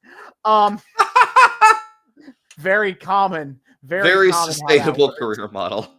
I mean, it worked, didn't it? But right now he's in the NWA, Jim Crockett Promotions. And yeah, he runs out for the save. He stops the Express from murderizing Jimmy Valiant, and then he runs them off. Woo-hoo. Pretty much. And the commentator's like, "Gaga, what the fuck is he doing here? Unbelievable." Yeah. And then, speaking of weirdly smooth-faced people, fucking baby-ass Tony Schiavone with a mustache. Yeah, he's got his cute little mustache. He's looking like goddamn Robert Sean Leonard from House. Looking like David. Hey, hold up. But he's talking with Bob Caudle, and finally the NWA has released the tapes. Now we can see what happened to Dusty Rhodes. Which Tengo Pregunta wasn't this something that people saw on the last episode of No, they just saw Dusty Rhodes lying dead in the ring. They didn't get any of the other context for why? Because they gotta hype this up for TV, man. You gotta build in. Oh, was that on a house show? Not a house show, but the show in the Omni was untelevised because that was, I guess house show technically, but that implies smaller scale. Usually, okay. It was a big show because it was at the Omni, which is a big arena for them. But it was untelevised because that was what was normal at the time. Enough. Okay, fine. So Noobs by this point had gotten around, especially if you read the wrestling magazine that it was that Dream had been injured by Ric Flair and the Andersons, but this is the first time they've released the footage. Fucking dead, yeah. Okay, well that explains a little more of the hoopla surrounding it then. Yeah. But they also split this up into 3 parts. Oh my God. Really hook people through the commercial breaks. Yeah, this is the fucking this is the thing where we're gonna get ratings out of this. Not the matches. No, we're gonna get ratings out of the fucking release of the tapes. And they want you to know exactly what's going on in these goddamn tapes. Because fucking Tony Schiavone just gives a straight up play-by-play of every single thing that happens. It was very nice. It was very considerate, very ahead of their time for the NWA Tony and Bob just talk over the whole thing to explain. They every single detail. So very NWA, very ahead of its time for providing descriptive audio services for their blind fans. Very thoughtful. I mean, it's kind of nice because I don't know everyone involved in this situation. That's true, but I didn't need to as somebody is stomping on Dusty Rhodes' face. I don't need Tony Schiavone calmly saying, "Yeah, there he is stomping on Dusty Rhodes' face." I can see it. Tony. It does. It's okay. It does lack the kind of like righteous anger that something like Jim Ross. I know, would bring it's so to it. nonchalant. I feel like it's because they're trying to present this. They're trying to put on an air of professionalism, I think, is what they're going for. So like they're not. Yeah, so they're like not trying to be too emotional about like the disgusting act. We're supposed to kind of trust that like what we're seeing is fucked up and they're saying it's fucked up, and that is enough. Because the way they emote does not necessarily get that across. It is so dry. Mm-hmm. Also, they say that there is, of course, when we see Dusty Rhodes making the save on Ric Flair, it is still so weird they did a fucking beatdown spot on Ric Flair to lead into this. Like, this was how they got to this point. Yeah, so because basically the first part of this is Flair beat Nikita Koloff in the cage match, then Ivan Koloff ran in to help, and then Crusher Khrushchev, who has not been mentioned up to this point, last couple of weeks, and it's somehow not part of the trios team with the Kolovs, even though you'd think that would be the Slavic trio. ethnic. Yeah, right. But anyway, he's bros with them, so he tries to keep the door shut so that no one can get in. And so they're just whooping Flair's ass. And then in runs Dusty, who I had to watch this a second time to catch this. But Dusty just decks Crusher Khrushchev in the face. Does he? Get the door open. Yeah, it's hard to see because they happens in the wide shot of the whole cage, but you can see Dusty at the bottom of the screen walking up to the cage door, decking Crusher Khrushchev, and that's how he gets in the door. Dusty just said, "Fuck your face." I love him so much. Like, what a brilliant plan by Crusher Khrushchev. I'm just gonna stand here and keep the door shut. One guy walks up and punches him, and that's it. And we see they have a lock for it. They just don't bring it out here for some reason. Well, to be fair, I guess it's all part of their epic plan. Well, wait, no, this wasn't planned. No, the Kolovs are not. The Kolovs are not in on the plan. The Kolovs are not. It was a collusion all along. No, we also but we see like Dusty trying to make the save on Flair, and of course he Tony hits the Schiavone bionic elbows. The Kolovs are stunned. the whole ass gabagool handed to him. Tony Schiavone remarks that there is, of course, no love lost between Ric Flair and Dusty Rhodes. Take a shot. Yeah, they're trying to sell this as this like, whoa, Dusty is reaching across the aisle, so to speak, and helping bipartisan Dusty Rhodes. Yeah, and saving Ric Flair, even though Ric Flair's a little piece of shit, and Dusty has fought with him for years, and it was like woohoo. But then Ric Flair is sitting down from getting beaten. And he starts pointing up at Dusty, and they're like, "Oh my God, what did he say? We don't know." And Dusty's just kind of standing there going, "What? What do you want, Daddy? What? But the dream's here to save you, Daddy." That's the end of that clip. We will come back at the commercial break to see. Well, no, I think we start to see the beatdown, or maybe not. They stop at him pointing at Dusty, because then they cut back to them, and they're like, "When we come back, we'll show you what happened." And then they're teasing this. Yeah. So also this weird thing they do is So they cut to commercial showing the replay of the first match, or like bits and pieces of it, and at the bottom they have these little like pun crap things they describe the wrestlers with. They did this on these other shows too, and it's so weird. Like they cut to the commercial. Is it even a pun? Well, some of them are puns. Some of them are trying to be clever, I think. Oh. But they wrote like Jim Cornette always on the interference track. Express. Well, the thing is, they're not even showing an actual replay. They're just showing a fucking still. They're showing a still image of what happened. Why? It feels like they should put that. It feels like they should put that after the end of the match, and not then they go to the next. I don't think they need it at all. I don't think they need it at all. I mean, no, but if you're gonna have it, why not make it make sense? I got something to say about the senior producer of this fucking show at the end. Oh my God, the producer on this show needs to he just needs to fucking tighten the bolts, man. This is so weird. So Jim Cornette is always on the interference track. Thanks for that, I guess. Anyway, back to more of this fucking tape that is going to be longer than any of our match. Like, I think longer than all of our match time combined in this fucking episode. Possibly. So they show the next part of the tape, and this is when Ole and Arn Anderson jump in the ring and start whooping on Dusty. Flair goes over and clocks the cage from the inside.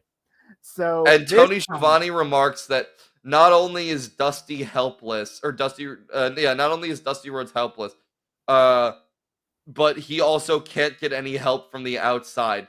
Thank you, Tony. I didn't realize what helpless meant. Thank you for that. He's not only helpless, he's also helpless. He's also fucking helpless. Thank you to baby Tony Schiavone. Oh, anyway, but by God, Ric Flair hits a top rope knee drop directly onto Dusty Rhodes' ankle. And then he locks in the figure 4 leg lock. And that is where we pause the video before we get to the third and final part. Because we gotta keep people hooked on this fucking video. What happened after Ric Flair locked in the figure 4? That's a great question. What's happening in the ring in this episode of NWA? I don't know. We don't fucking care. Check out the fucking... Roll the tapes. Roll the tapes. So after that, after they promised that we'll be back with more, we cut to the second match of the show. Terry Taylor versus Mac Jeffers. Yeah, that it happened. They were just doing some chain wrestling. Terry Taylor was working that fucking arm, man. Absolutely. This is NWA, motherfucker. We're doing wrestling. The arm. Yeah, he'd work the arm, and then he'd like do some other move, like flip around or whatever, and Mac, what's his nuts, doesn't matter, would try to do something, and Terry Taylor would avoid it. Then he'd just go straight the fuck back to the arm. Yeah, and then Terry hits a big elbow to the face. I thought this was fun because this isn't usually how anyone does this sets up for this move anymore. That's about it. Is that Terry picks up Mac Jeffers like a potato sack. And then just places him on the top rope and then hits him with a superplex and wins. Yeah, he fucking murderizes the shit out of this guy. Also, Austin, are you okay? You just said something nice about Terry Taylor. That is, no. I said something nice about this time period and what was conventions of the time. I did not say something nice about Terry Taylor. Terry Taylor seemed a little bit involved in that, Austin. Fuck no. Do you need me to call the paramedics for you, or are you having a stroke? Fuck Terry Taylor. Yeah, so he murderized. White bread is too spicy for Terry Taylor. Fuck this guy.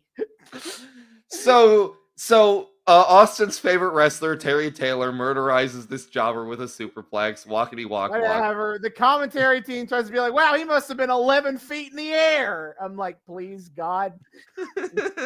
Why would you say that? That's obviously not true. It's not even close. But maybe they can. I mean, you think these fucking random ass audience people know what? How fucking stupid do you think your audience is? They don't know what 11 feet looks like. If we say it, it must be true. Anyway, who the fuck are they gonna pull out their measuring tapes on their TVs? Nah, it's fine. I'm pulling out mine just to be annoying. Oh, Austin's doing the complex math to see how the ratio translates. Anyway, so we are back. There is more to this. And Bob Caudle. They show again. They're just showing Dusty in the figure 4 walkity walkity. In runs the Help. They name dropped Terry Taylor, Sam Houston, and Magnum TA. Magnum TA, Dusty's bestie. Yeah, and the Dusty's friends are coming. Eventually, they open the cage. I don't even know how that happened. I don't know. It's supposed to be locked, but they fucking storm it. And then Andersons and Flair kind of whoop their asses a little bit too, and then just leave. But also what's crazy is the fans are fucking storming the cage at this point. I've always heard that is a problem they have to deal with particularly rowdy angles from the territory days, is the crowd might just try to bum rush the cage That happens every once in a while.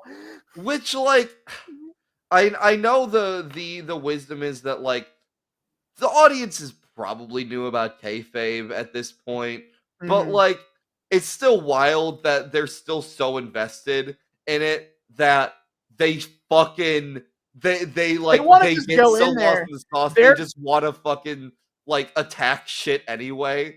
Yeah, actual riots breaking out over this. These kind of angles. I mean, to be fair, fucking there's the infamous Tokyo Dome incident with Antonio Inoki and Vader.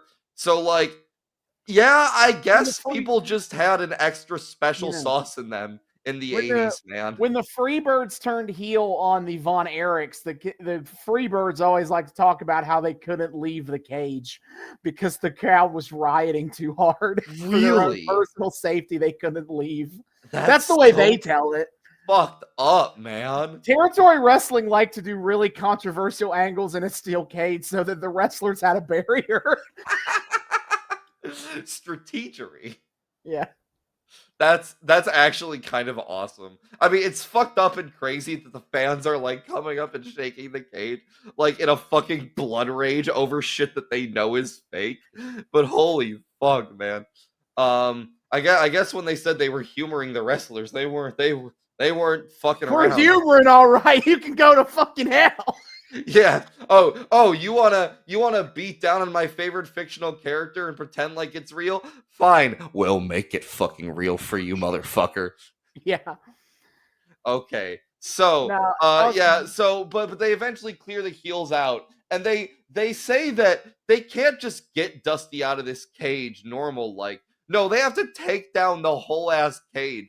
Well, how would they get him out though? To be fair, like they have to they'd have to be maneuvering his injured ankle around the cage and the rope. Is he really so immobile that he can't be like stood up? And they're trying to sell this as his ankle is shattered.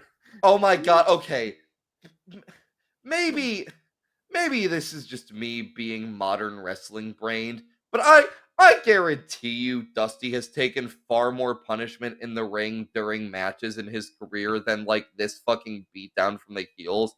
So like, why are we playing this like this could like end Dusty's whole career legitimately? Like Ric Flair dropped a knee onto him. He's fine. How dare you? How dare you not disrespect this way?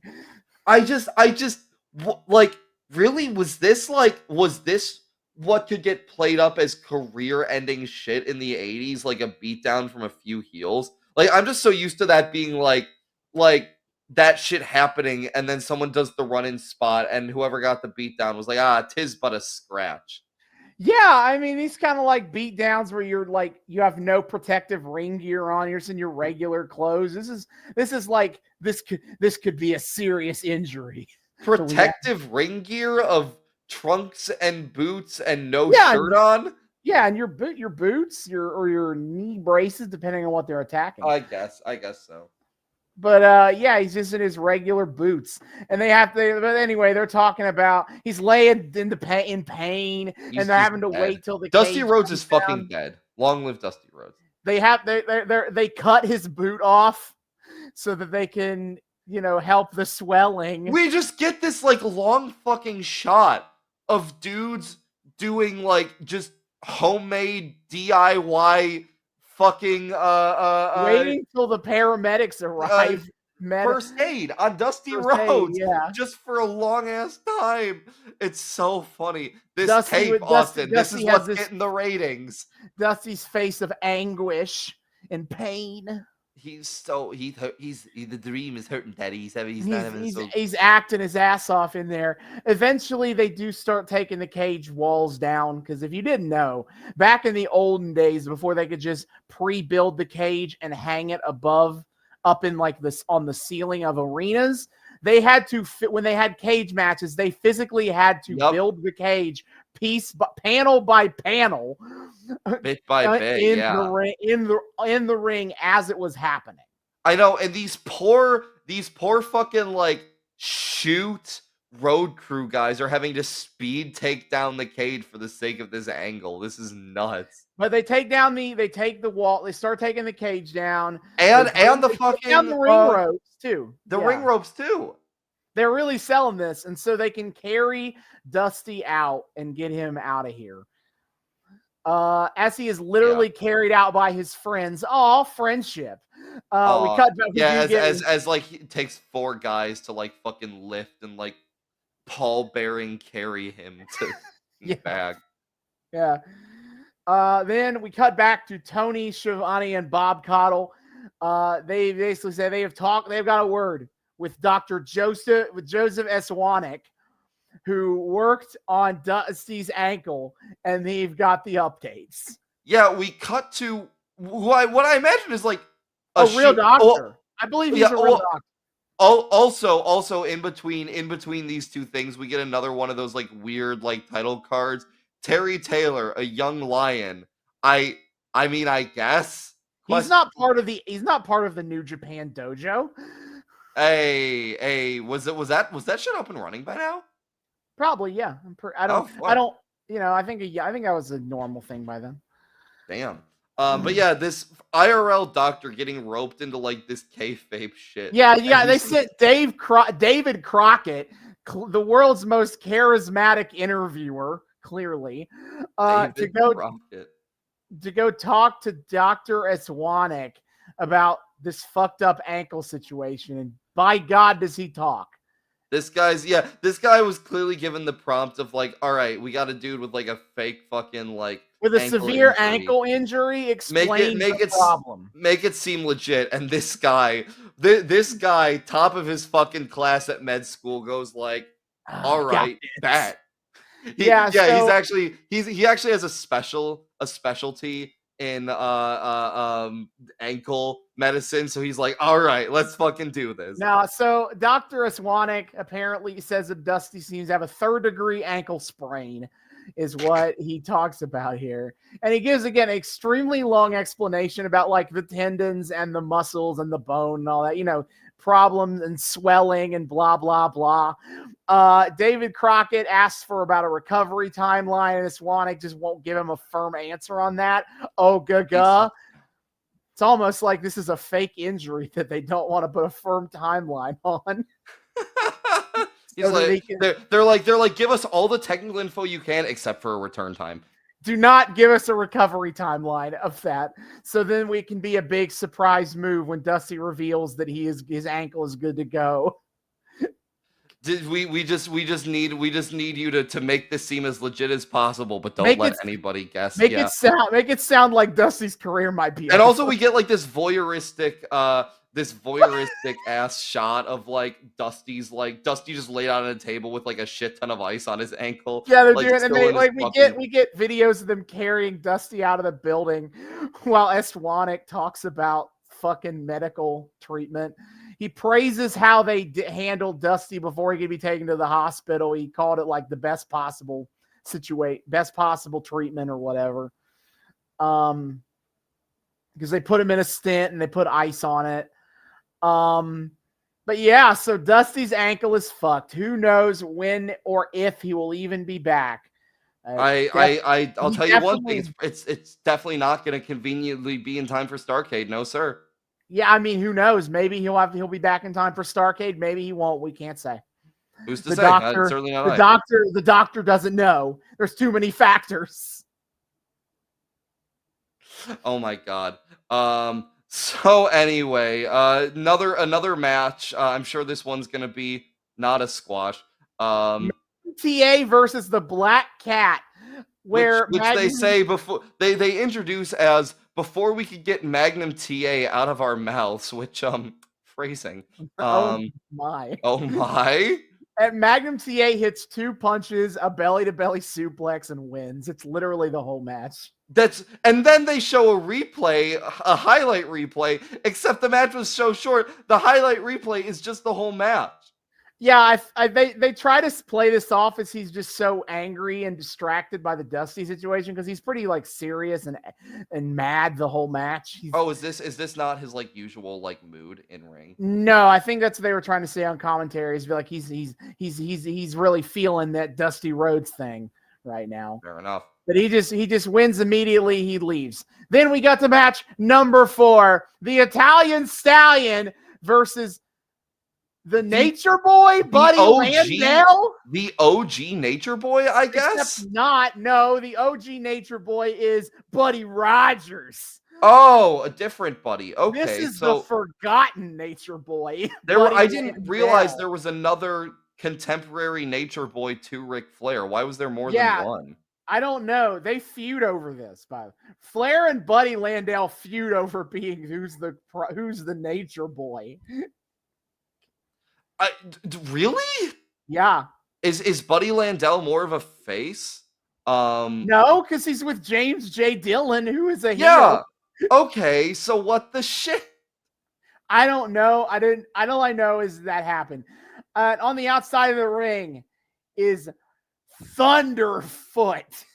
Yeah, what the fuck? So Thunderfoot is a dude in an all red bodysuit. And his gimmick is that he's got a loaded boot and he kicks really hard. He's also got like a bunch of weird like circle patterns on his bodysuit. He's got what looks like a mouth on his ass, which is a choice. James J. Dillon has a fucker stable. He's got Nature Boy Buddy Landell. He's got Black Bart, and he's got Thunderfoot. Yeah, this is a weird fucking like crew, man. I didn't know what this shit was happening, but it was just shenanigans. And also, sorry, one more thing I need to point out about Buddy Landell is that not only is he also the Nature Boy, but he also has the exact same fucking hairdo as Ric Flair. He's just a Ric Flair clone. Why? He feels like we accidentally cloned Ric Flair, but it came out just a little bit wrong. Yeah, the Ric Flair clone saga. This is his Ben Riley. Oh God. Italian Stallion starts out hot. Buddy Landell goes to the outside and has to get a hug from J.J. Dillon to feel better. Yeah, what the hell?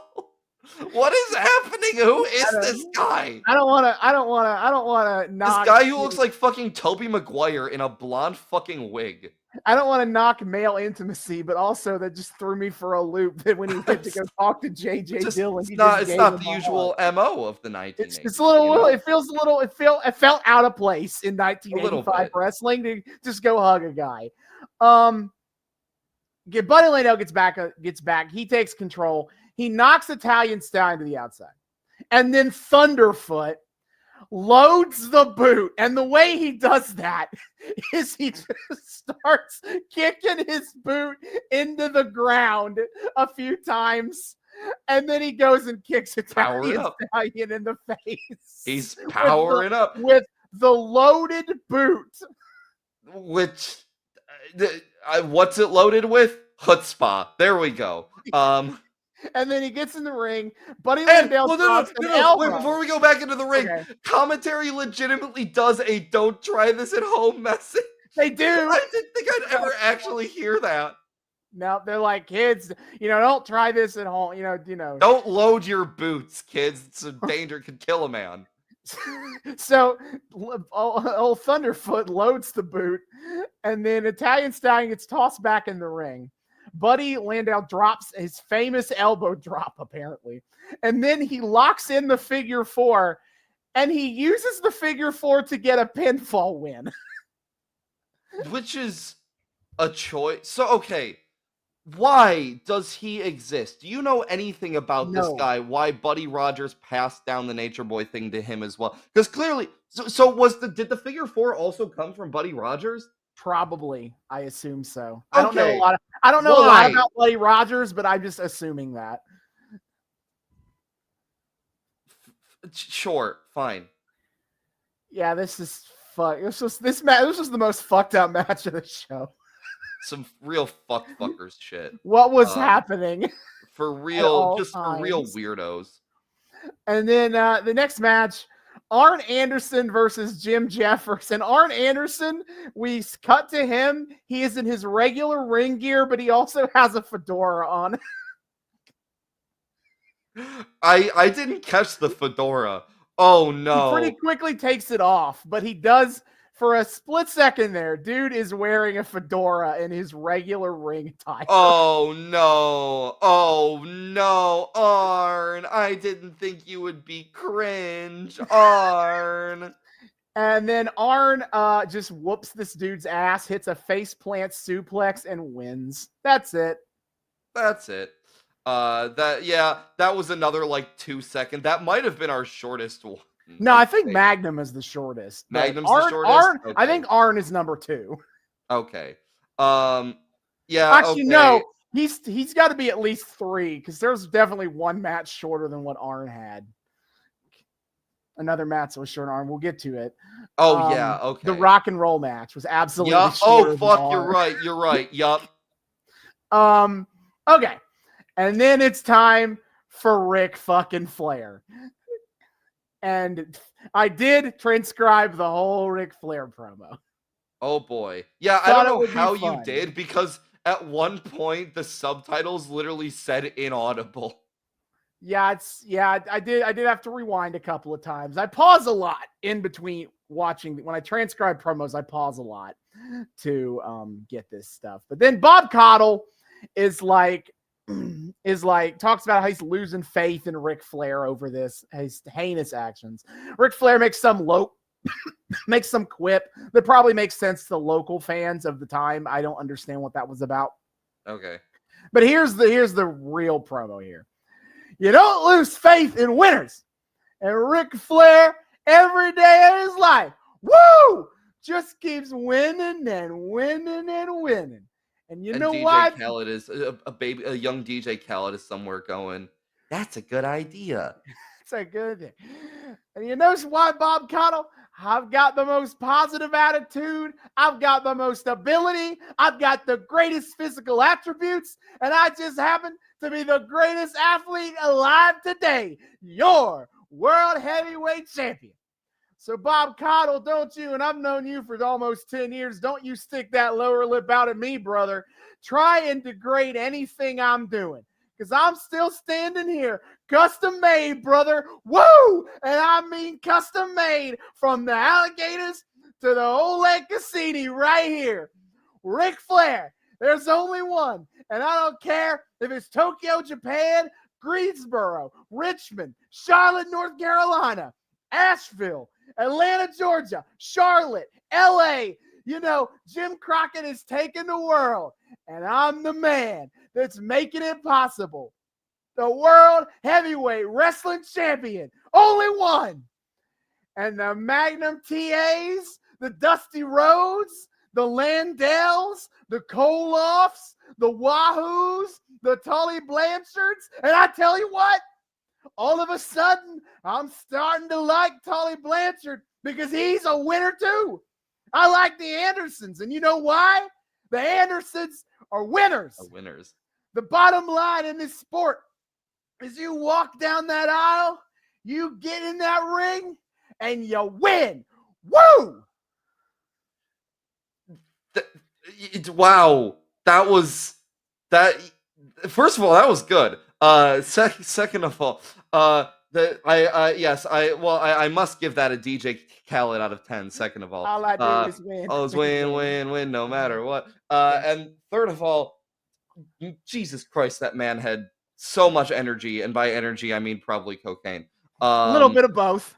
Little column A, little column B. The promo is a lot of Ric Flair being Ric Flair. Ric Flair. However, There's not much story progression here. Will Man, say, is he winning? Is the interesting part is the very end there when he name drops Tully. And he's like, you know, all of a sudden, I'm starting to like Tully Blanchard.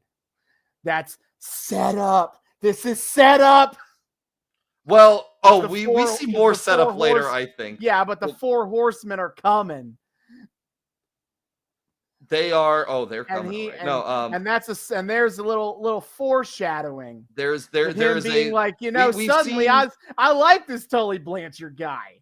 we've seen 3 potential horsemen, but we need 1 more. And right the fuck on the cue. 4?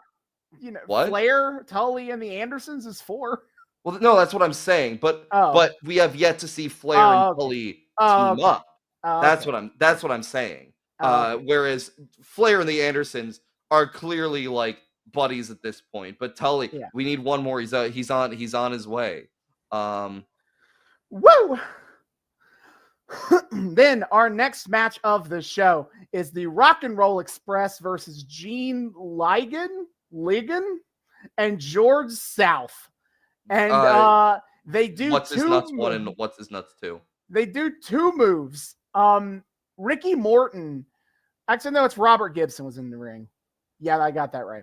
Robert Gibson whips this guy to the ropes, and they do this weird, it's almost, I think it's a botch, because it looks like a botch, where he wraps his arm around this guy's neck and then drops him. It's kind of like a sling blade, but fucked up and definitely not looks right.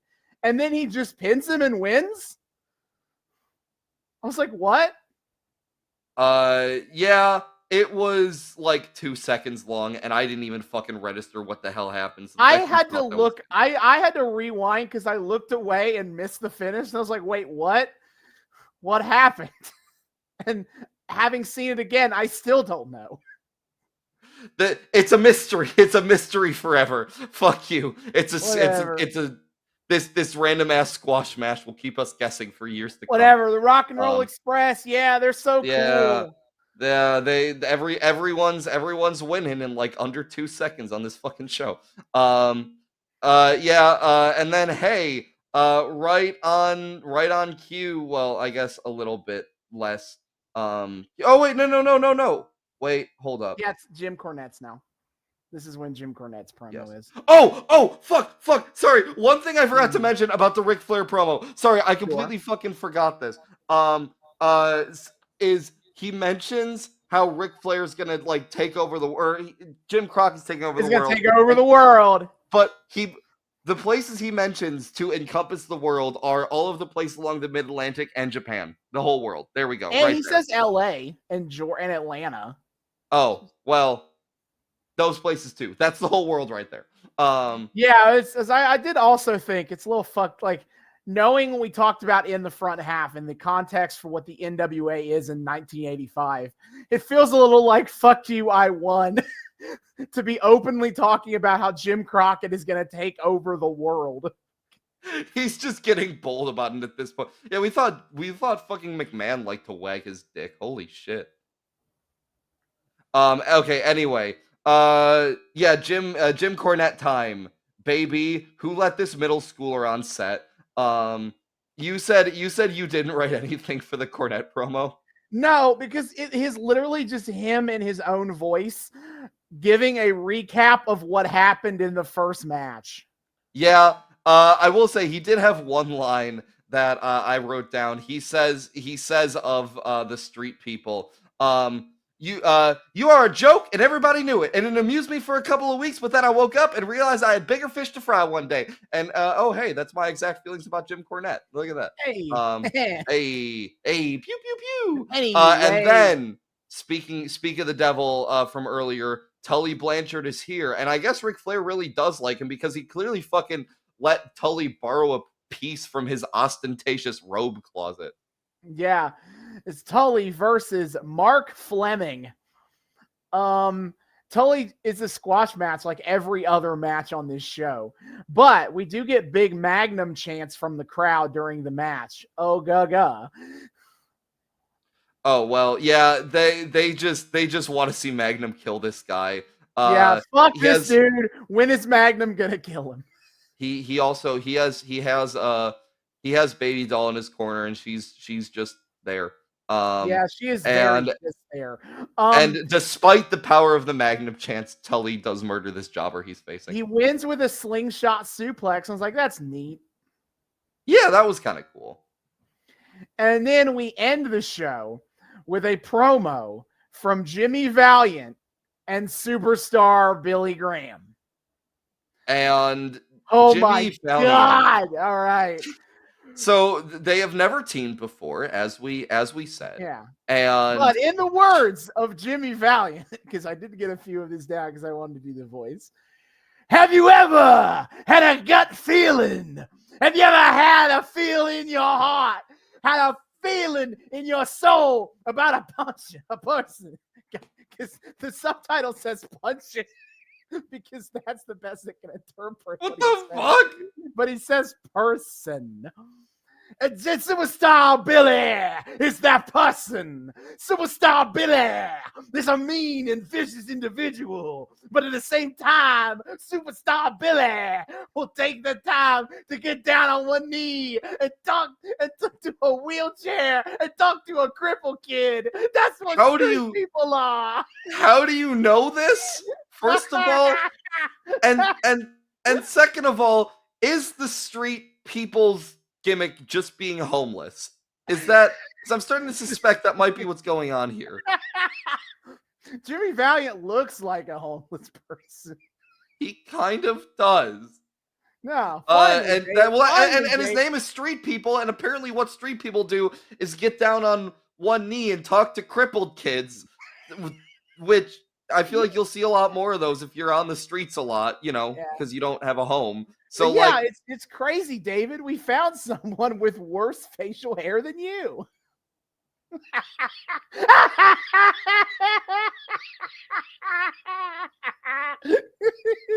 Well, let me tell you something, dude. No. What? And then Superstar pops in. He's like, some people got spirit. Some people got soul, and this man's soul goes down to his bones. We don't just got passion, we got compassion, and that's deep passion. Compassion to the soul, to the bone. They got that deep compassion, all right. That's how street people do. Yeah. Yeah. Woohoo, the Boogie Woogie Man, my new favorite from Mid-Atlantic Championship. I have to say, I'm really digging him. I do. He and fucking Billy Graham. They do feel rather cut from the same cloth. Yeah, just two complete weirdos. just together. Just some deeply bizarre men. They belong together.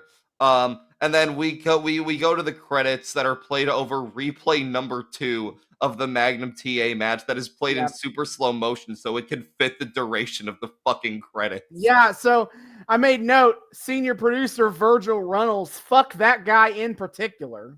Oh shit. Virgil Whoa! Oh shit! Wait, hold up. That's Dusty's real name. Dusty Rhodes.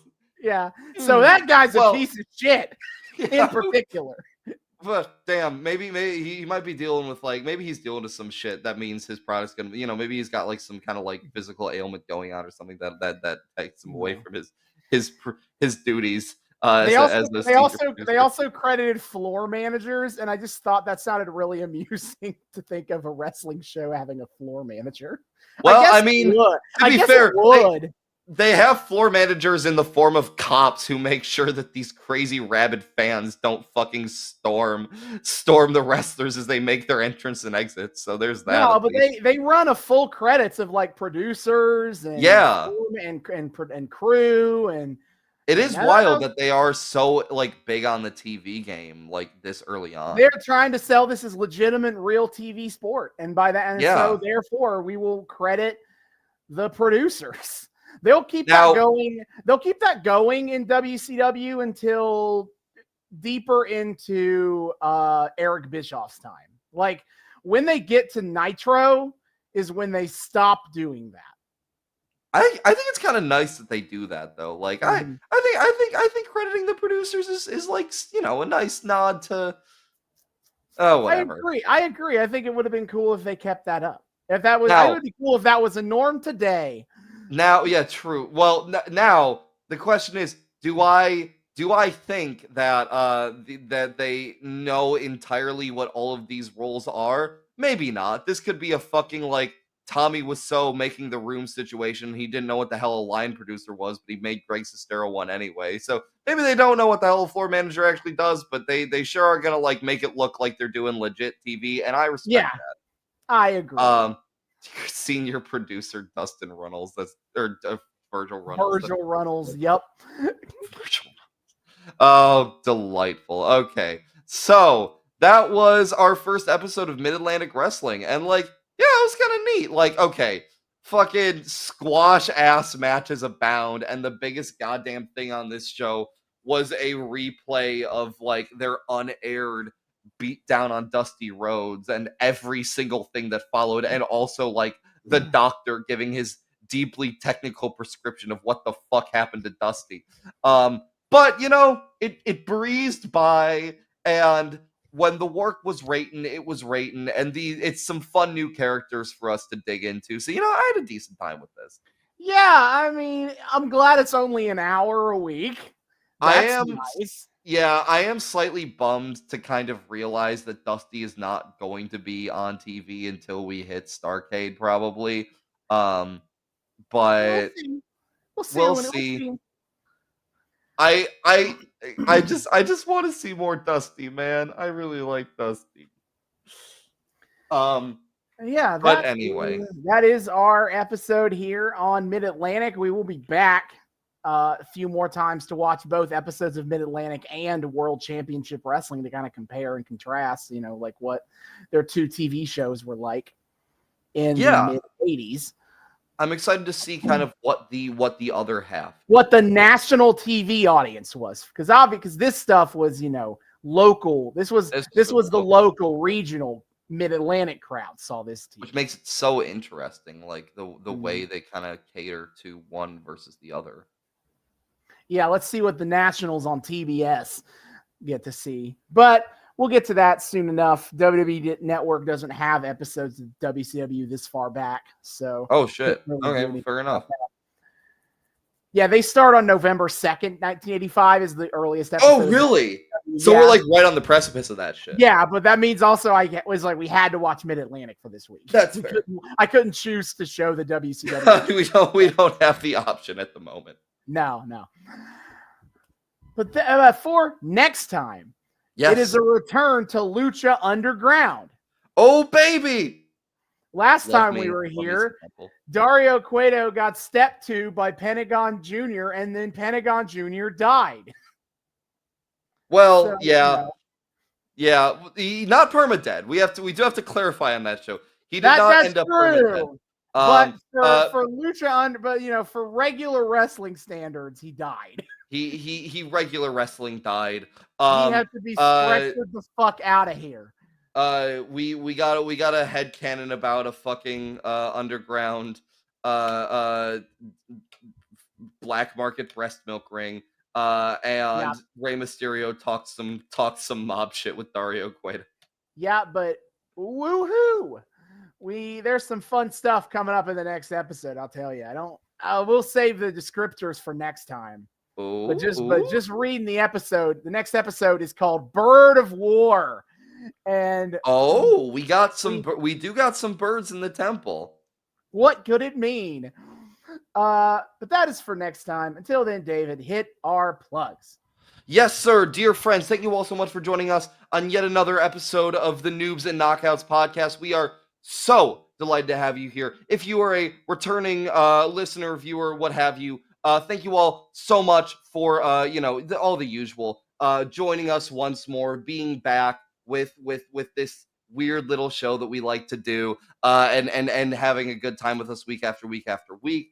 Return or new people. Hey, hi, how's it going? Welcome to the show. We here at the Noobs and Knockouts podcast like to think we are friendly to both noobs and knockouts alike. So whether you're brand new to the wild, wacky world of wrestling or you're a veteran of all the weird bullshit, we are just so delighted that you decided to join us, and we hope you had a good time and want to keep joining us. I'm going to make sure you know all the ways you can do so. First of all, of course, you can find us on YouTube. We are the Noobs and Knockouts podcast on YouTube. Hit subscribe, ring that bell, make sure it turns a nice little solid color so you get notifications every single time we drop a brand new episode. Check out all of our playlists, because Austin has been kind enough to organize all of the storylines that we follow into their own separate playlists, so you can follow something all the way down without having to skip around a whole lot. It's great. Give us that sweet engagement if you're so inclined. Likes and comments do a hell of a lot for us. And you can see our beautiful, lovely faces. You could see my immaculate fucking American dream drip in the first half of the episode. You know, you don't want to miss that. So be sure to check all that out on the video version on YouTube. However, if you're a fan of the audio-only experience, we have you covered there as well. You can find us on 3 of the best places to find your podcast, which of course are Spotify, Google Podcasts, and Apple Podcasts. Give us a listen there. Download our show. Ratings and reviews are a thing you can do if you're so inclined. Maybe a nice little 5 stars, maybe a nice little message like, hey, these guys are pretty chill. More people should be listening to them. Just a thought I had just now for the first time ever. Just all that good stuff. You guys engaging with our show on any platform, it's tremendous. We love those viewership numbers. We love that engagement. It helps us out so much. So if you enjoy our show, a little symbiotic relationship. Yeah. Thank you. So be sure to check all that out on the audio-only version, Spotify, Google Podcasts, and Apple Podcasts. On top of that, we, of course, exist past this void that we find ourselves in week after week. If you want to find us on the interwebs, you can do so on our Twitter account at Noobs and Knockouts Pod. That's at Noobs, letter N, Knockouts Pod on Twitter. We do the whole Twitter thing. We post, we joke around and do memes, and for better or worse, engage in IWC discourse. We put up a post every single time we drop a brand new episode, so you guys always know what the hell's going on.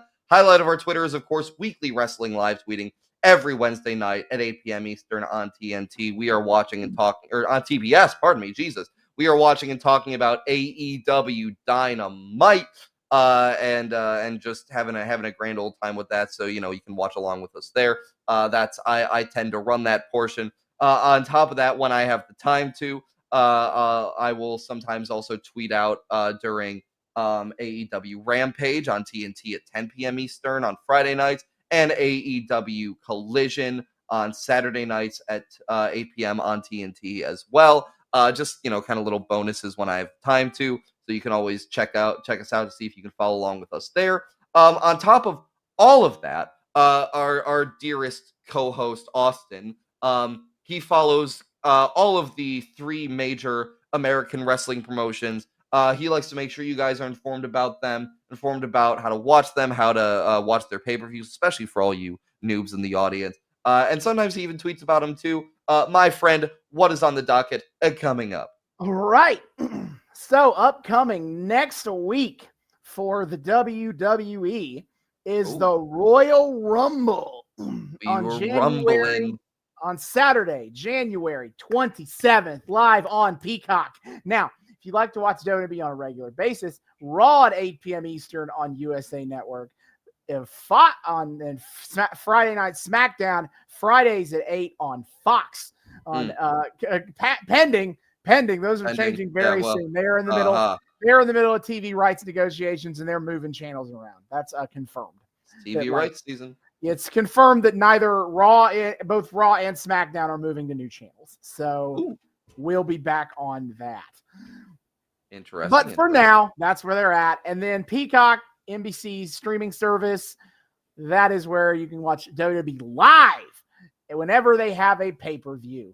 And then is the Royal Rumble, a 30-man battle royal for the men and a 30-woman battle royal for the women. And each winner will walk away with a world title match at WrestleMania 40. It's always a spicy fucking time at the Rumble, my friends, let me tell you. Yup. Will Cody finish that story? I'm starting to wonder, man. I'm starting to wonder. To be fair, now CM Punk's story is starting to be. Yeah. Who will he finish his story? Because Seth Rollins is injured.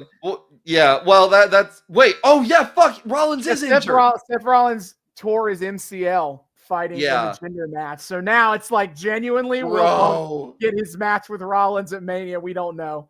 Bro, that's so fucking wild too. That CM Punk has waited so long for this WrestleMania main event, and and a fucking Jinder Mahal meme taking a shot at Tony Khan, and CM Punk might not get it. Poetry. Absolute fucking poetry. But anyway, also I think people are really putting the idea on maybe Bailey winning the women's. Yeah, Rumble I've been being the starting favorite. to see that, which would be nuts. That would be sick. Get the four horsewomen back on top, baby. Yeah, Jesus. Yeah, Bailey finally being allowed to fucking win again after her return. That would be nice. Yeah, that'd be sick. Also, we have a fatal four-way for the Uwu undisputed WWE Universal Championship. Yeah, that's kind of crazy. Too. Roman Reigns is finally coming to work, and he's finding out what happens when you're away from work for a while. Your work piles up, so now he doesn't got one guy to fight. He's got three guys: Randy Orton, AJ Styles, and LA Knight. Yeah. But the road for Roman is looking like maybe The Rock, maybe Cody Rhodes, maybe both. Bro, we don't fucking know right now, do we? So fucking funny. If it's The Rock and not Cody, that'll be so goddamn funny. Mm-hmm. People are poo-pooing the idea of it being a three-way because those stories feel like they'd be better as singles matches. And I might agree, but also it's like if I feel like if the options are a triple threat or Cody gets shit, then I'll take the triple threat. I will take the triple threat, and it would be cool to see Rhodey technically beat both Roman and The Rock. And it might help protect The Rock because there ain't no fucking way this dude can wrestle a good singles match at this point. No, man. So maybe it would be better if Rock can not have to work that much in a triple threat. Almost certainly, yeah.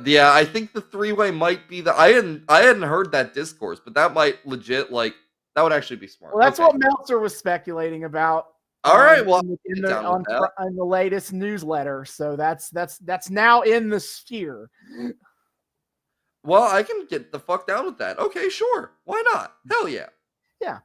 And then for the United States title, it is Logan Paul, everyone's favorite influencer. Do not check me on that. Artist. Don't check me on that. And versus Kevin Owens, who won a title tournament to get a shot at the title. Oh, Christ. I feel like he's probably not winning this one, but wouldn't it be funny? It would be so, make Logan Paul a fucking effectively like a transitional champ. Fuck you. Yeah, I feel like he's taking that belt to Mania. Who the fuck would he face at Mania? I don't know, but I just feel like they're probably keeping the belt on until Mania. Sure. Probably the plan. All right, then upcoming, we have much less to talk about with the next two shows to talk about. So, next up for TNA. They've rebranded now. They're back. They have changed back to Cross the Line as their song. Oh yeah, they fucking announced that and people marked out for it.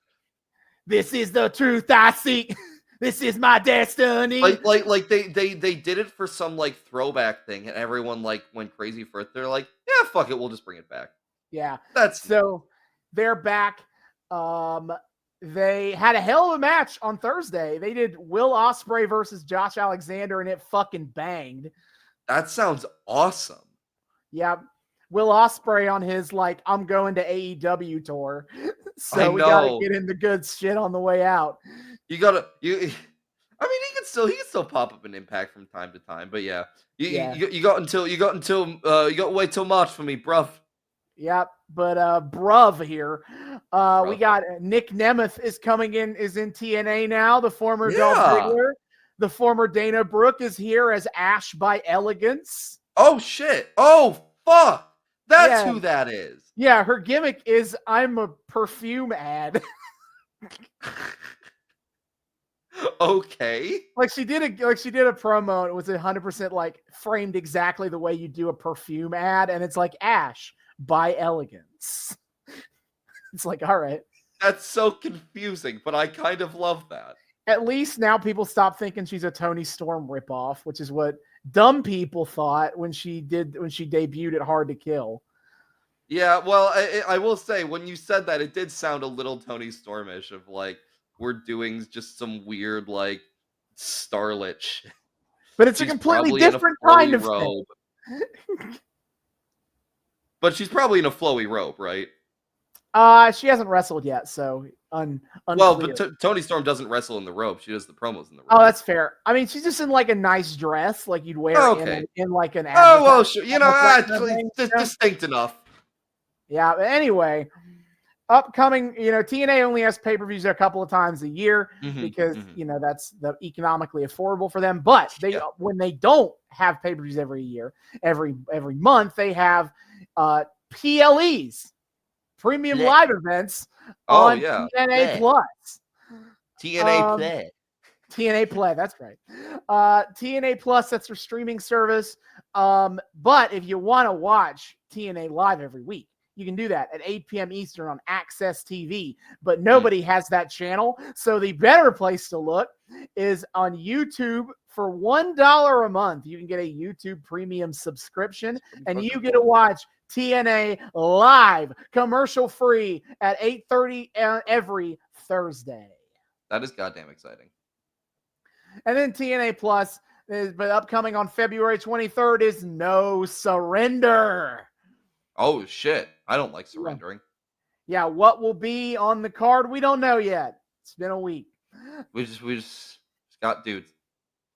And then for AEW on March 3rd is Revolution in Greensboro, North Carolina. Hey, right in Jim Crockett territory. I wonder what that's about. Look at that. Oh, it's because it is Sting's final match. Yes. Yeah, baby. We're going old school to tribute the man, the myth, the legend who is somehow still who has somehow wrestled through to the year 2024 despite like just murdering himself every fucking time he goes out there. Sting, by the time when Sting retires, he will be 17 days away from being able to claim Social Security. He timed that perfectly. He's 60 because he's 64. Yup. And his birthday is the 20th of March. So he timed that perfectly. Okay. Yeah, Steve Borden is a freak of fucking nature. He will be sorely missed. I have no doubt that it's going to be really cute and really heartbreaking watching him wrestle his final match with his son, Darby Allin. And Darby's probably going to be crying, and then Darby's going to go climb Mount Everest about it until he feels better. And die.